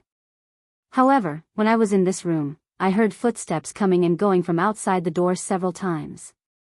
I suspect that man hasn't left. I think he must be looking for me. Gong Fan nodded and said, I'm sure that he hasn't left. He must be looking for you. Then, what should we do now? Yu thought that since they had found Gong Fan, they had to find a way to explore this world. However, even though there were two of them, they were alone. In the face of an unknown world, he didn't dare to make a decision recklessly. If they went out of this door and encountered any danger, Gong Fan might be doomed eternally. Chapter 43-49. If we don't go out and take a look, there won't be any progress. Gong Fan took a deep breath and sighed helplessly. Now that things have come to this, there's nothing we can do. We can only take one step at a time and be more vigilant. Yu still had his concerns. Let's not talk about you first. Both of us together, are we a match for that man? Gong Fan was silent for a while. Then, he said seriously, Don't worry, I'll protect you at all costs. Yu stared at him blankly for a while and couldn't help but smile coldly. What kind of joke are you making? After all, you're the one who should be protected, right? Gong Fan was shocked. Yu said that he would protect him? Shouldn't Yu be the one who should be protected the most? I'll be fine, don't worry. Yu was worried that Shanshan would hear him. Even though he didn't dislike this girl, he still had his guard up. I'm the main personality. No matter what happens here, I won't be in any danger in the real world. But you're different. If you die here, then in the real world, you will disappear forever. As Yu spoke, he couldn't help but get agitated. He took a step forward and held his shoulders tightly. He said anxiously, I don't want you to disappear. Gong Fan was silent. Suddenly, a voice came from behind. Are you going out? The two little lads turned their heads and saw that Shanshan had silently appeared beside them like a ghost. Are you hiding from that man? You know him? Yu turned pale with fright. He couldn't help but feel surprised. When Shanshan mentioned that man, her expression changed. She was obviously afraid. That man is very scary. I'm also afraid of him, so I'm hiding here and don't dare to go anywhere. Yu saw that Shanshan seemed to have understood something and immediately asked, Who is he? However, the truth disappointed him. Shanshan shook her head helplessly. I don't know him. I don't know where he came from, what he does, and what his identity is. It's just that he has an inexplicable murderous aura. I don't dare to go near him. He's patrolling here every day, just like the Reaper. He's so powerful. I don't know if he'll hurt me, so I've been afraid to go out. Yu's mind suddenly. Who was this man? Could it be the Reaper that Roman had been talking about? However, logically speaking, shouldn't he or Gong Fan be the one to assume the role of the Reaper? There were too many unknowns in this world. However, if you want to leave this place, I know of a secret passage that can lead you out of this hospital. You don't have to go through the main entrance. You can take the narrow path in the back garden. That's the back door of the hospital. It's never locked. His interest was piqued when he heard this. Do you know where it is? When Shanshan heard this, her originally bright eyes actually dimmed all of a sudden. Why? Of's that BB. Leave? Yu questioned, haven't you always been here? Chapter 43:50. Shan leaned against the wall and sat down. She hugged her knees and looked disappointed. I'm alone. I feel lonely and uneasy. Yu's heart softened when he saw how helpless she was. Gong Fan tugged at his wrist. Yu knew that he was reminding him not to trust anyone easily. Yu held his hand instead. Let's bring her along. Gong Fan was a little shocked by his risk. Yu looked at Shan and turned around. I feel that she might be of some help to us. Moreover, it's fine if it's that man just now. But she's such a weak girl. Are you still afraid? Girl? Weak and boneless? Gong Fan couldn't help but laugh. You can't judge a book by its cover. You can't judge whether a person is a threat to you based on their appearance. Similarly, we need to take risks in life. If we didn't have any sense of adventure, you and I wouldn't have come here. Yu's words were painstakingly unraveling and slowly prying open his heart. All right. He sighed and only said these two words. Then, he turned around and didn't say anything else. Yu said to Shan, can you really bring us out of here? Shan stood up excitedly. Her face was full of hope. Are you really willing to bring me out of here? We can't leave you here alone, right?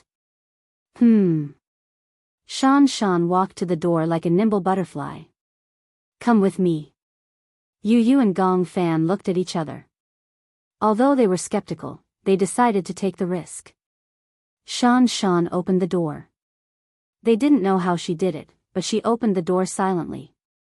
She stuck her head out and looked around. Seeing that there was no one, she came back to her senses and waved at Yu and Gong Fan. The three of them sneaked out of the room quietly. After taking a few steps, Shan suddenly shushed them, indicating for them to keep quiet. Yu immediately became alert. What's wrong? I heard footsteps. Shanshan's hearing was extremely sensitive. Before Yu and Gong Fan could hear anything, she carefully arched her body. Yu did not dare to make a sound. Together with Gong Fan, they held their breaths and looked around vigilantly. Upstairs. Shanshan suddenly pointed upstairs and gave Yu a look. I think he's upstairs. Why didn't I hear any footsteps? It's probably on a very high floor. You can't hear it, but I can. He's walking from the left to the right. Shanshan's voice was not soft. She had asked Yu and Gong Fan to keep quiet so that she could detect the man's movements through their voices. Yu felt his hair stand on end. It's fine. Let's go this way. Shanshan pointed in the direction of a door. Where is that? Yu was still worried about her. However, Shanshan was extremely sensitive. She could tell that he did not trust her.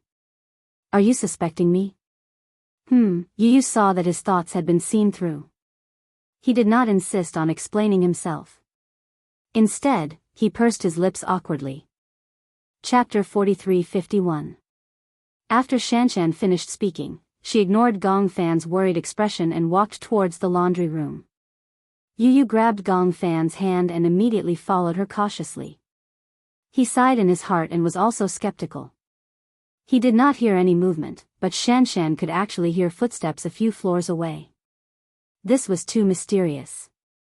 Shanshan obviously saw through his doubts and said with a smile, "My hearing is very good. Perhaps it's because I've been in such a quiet environment that I've developed such good hearing. Not to mention the sounds in the corridor, even outside the hospital, as long as you step on the lawn and the sound of the wind blowing, I can hear it clearly." Gong Fan heard this but did not think much of it. "So, you know how I got into the hospital? You've been to the rooftop, right?" Shanshan said with a smile. Gong Fan was even more shocked. She actually heard it. One had to know that the rooftop and the room she was in were so many floors apart. Yu also said, previously, Shanshan also heard your footsteps. She could tell that the man's footsteps were different from yours. Otherwise, I wouldn't have opened the door because I knew that it must be you outside. The three of them entered the laundry room. There were rows of automatic washing machines in the laundry room, as well as many white bed sheets that were drying. Gong Fan looked at the clothes that were drying and asked curiously, "Is there anyone else here?" Yes. Doctors and nurses?" Shanshan shook her head. "I haven't seen any doctors or nurses. I've always been here. This seems to be an abandoned hospital. There aren't many people here anymore. You're usually alone in the hospital. Who takes care of you?" "Me? I take care of myself. My sister comes to visit me occasionally." "Sister?" Sure, at the mention of her sister, a look of fear finally appeared on Shanshan's face. "My sister is very scary.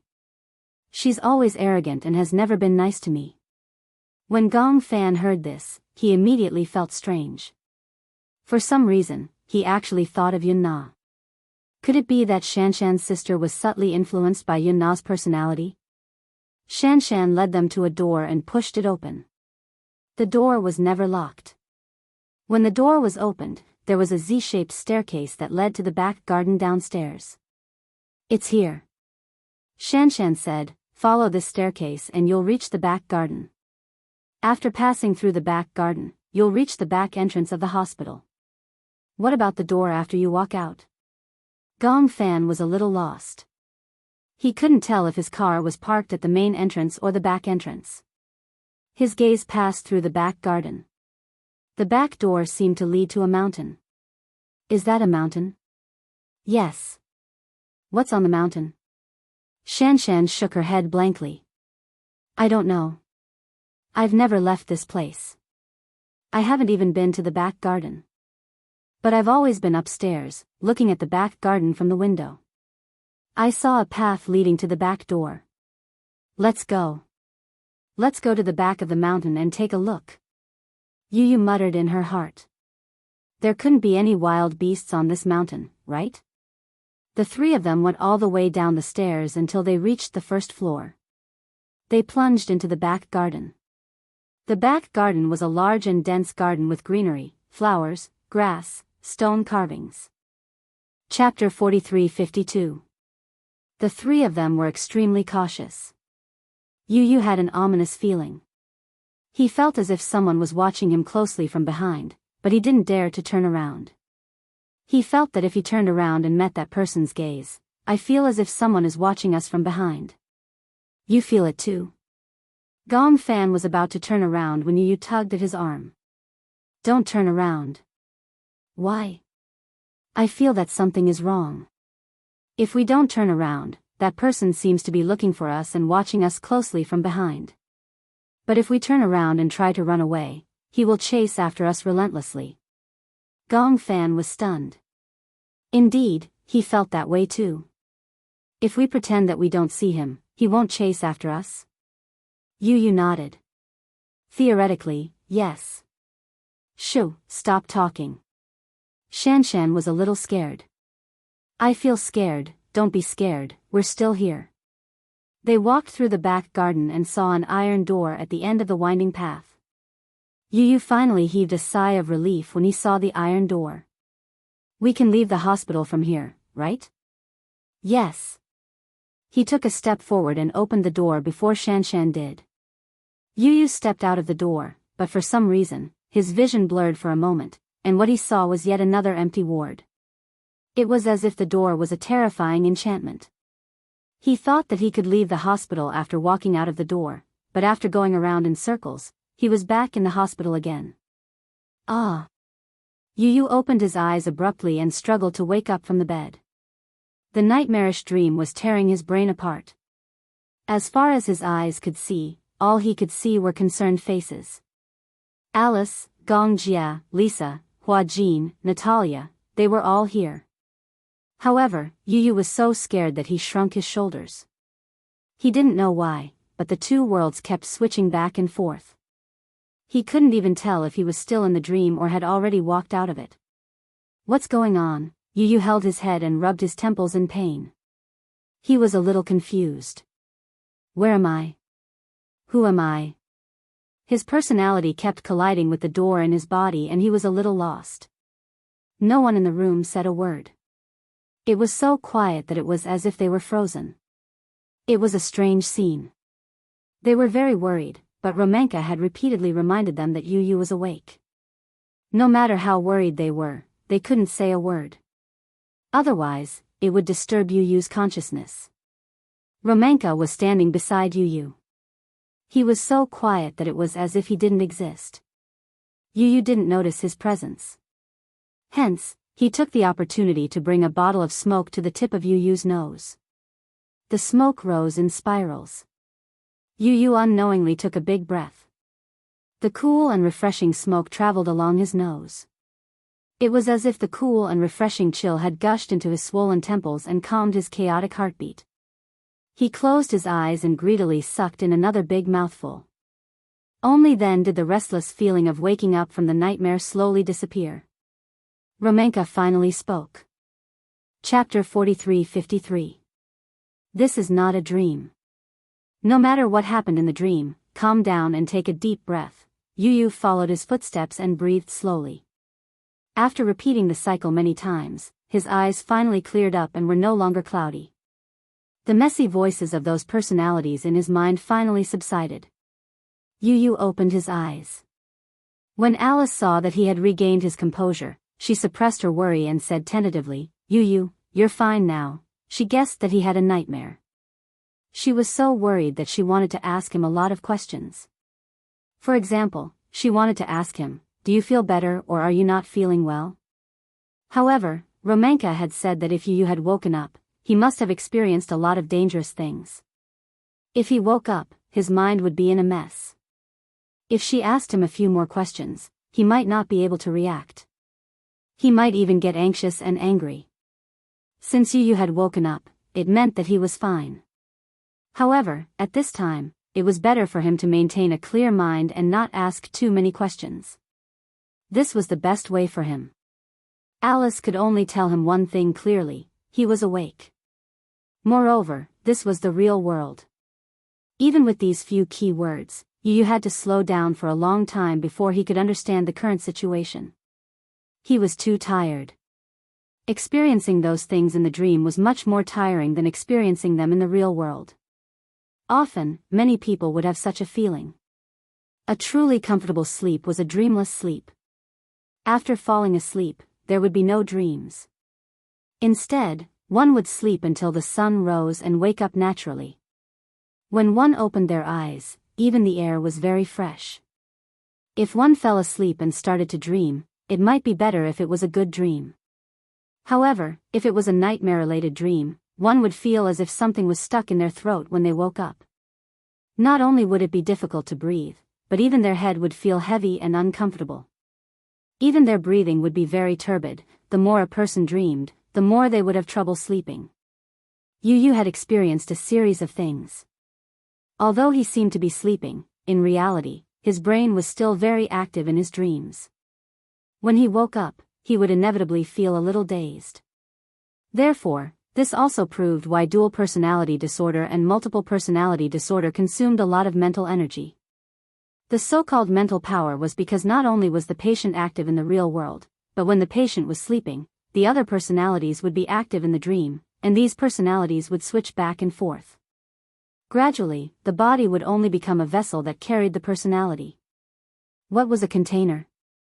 It was these personalities that gradually broke away from their bodies and competed with each other for the vessel. Even if they got along well with each other, the repeated stripping and re-entering was like entering an environment of -30 degrees Celsius all of a sudden and then entering a hot day of 40 degrees Celsius. If this happened too frequently, the body would eventually collapse. In Alice's eyes, Yu-Yu's willpower was extremely strong. In addition, the two personalities had been getting along well, so that kind of situation wouldn't happen. But, it was foreseeable that Yu-Yu's body wouldn't be able to handle it if she didn't make some adjustments soon. Chapter 43-54. That was because her face was no longer expressive. Her body had become a vessel. Her personalities were alternating back and forth, killing each other and giving birth to new ones. Her expression could no longer keep up with the frequency of her personality switching. For some reason, Alice's heart ached. Perhaps she was worried that Yu-Yu would end up like this. After Yu-Yu woke up, Romanka gently massaged his temples and let him lie on the bed. After closing his eyes for a while, Yu-Yu finally became more awake. When he regained consciousness, he suddenly became anxious. How could this be? He looked around anxiously, as if he was very anxious. Romanka saw his anxious look and frowned. What's the matter? When Yu-Yu saw him, he nervously grabbed his sleeve. Did you wake me up? Romanka looked innocent.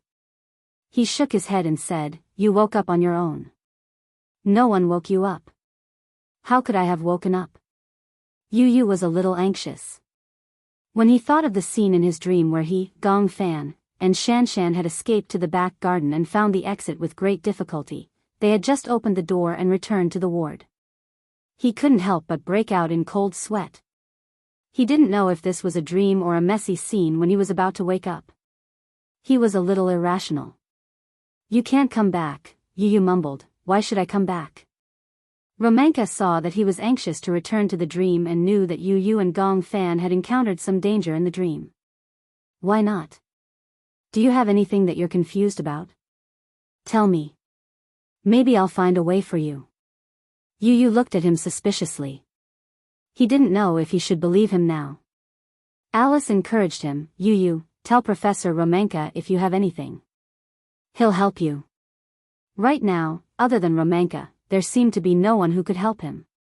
I clearly remember this dream that I had. Hearing this, Romanka knew that Yu-Yu was willing to talk. He was not anxious to continue listening. Instead, he picked up the sketchpad and said to Yu-Yu, actually, this is not a dream. It is a dimension created by your brain. To be precise, it is the hometown of your personality. The people you meet there are all personalities in your body. When I woke up, I was in a hospital. The hospital is huge, but there doesn't seem to be anyone here. There aren't any doctors or nurses. Yu-Yu explained quietly. Romanka asked, what's a hospital like? I stayed in the ward the whole time, so I didn't observe. However, there was a garden behind the hospital. Gong Fan said, the hospital is actually bigger than I thought. There are a total of 3 rows. It's a C-shaped structure with a courtyard in the middle. The highest floor. According to the information provided by Yu-Yu, Romanka drew a rough picture of the hospital and handed it to Yu-Yu. Yu-Yu nodded. Yes, that's right. What did you see? I saw a girl. A girl? Yes, Yu-Yu said with lingering fear, yes. Do you still remember what she looked like? Yes, Alice immediately said, Yu-Yu can draw. If you can draw it, it might be more intuitive.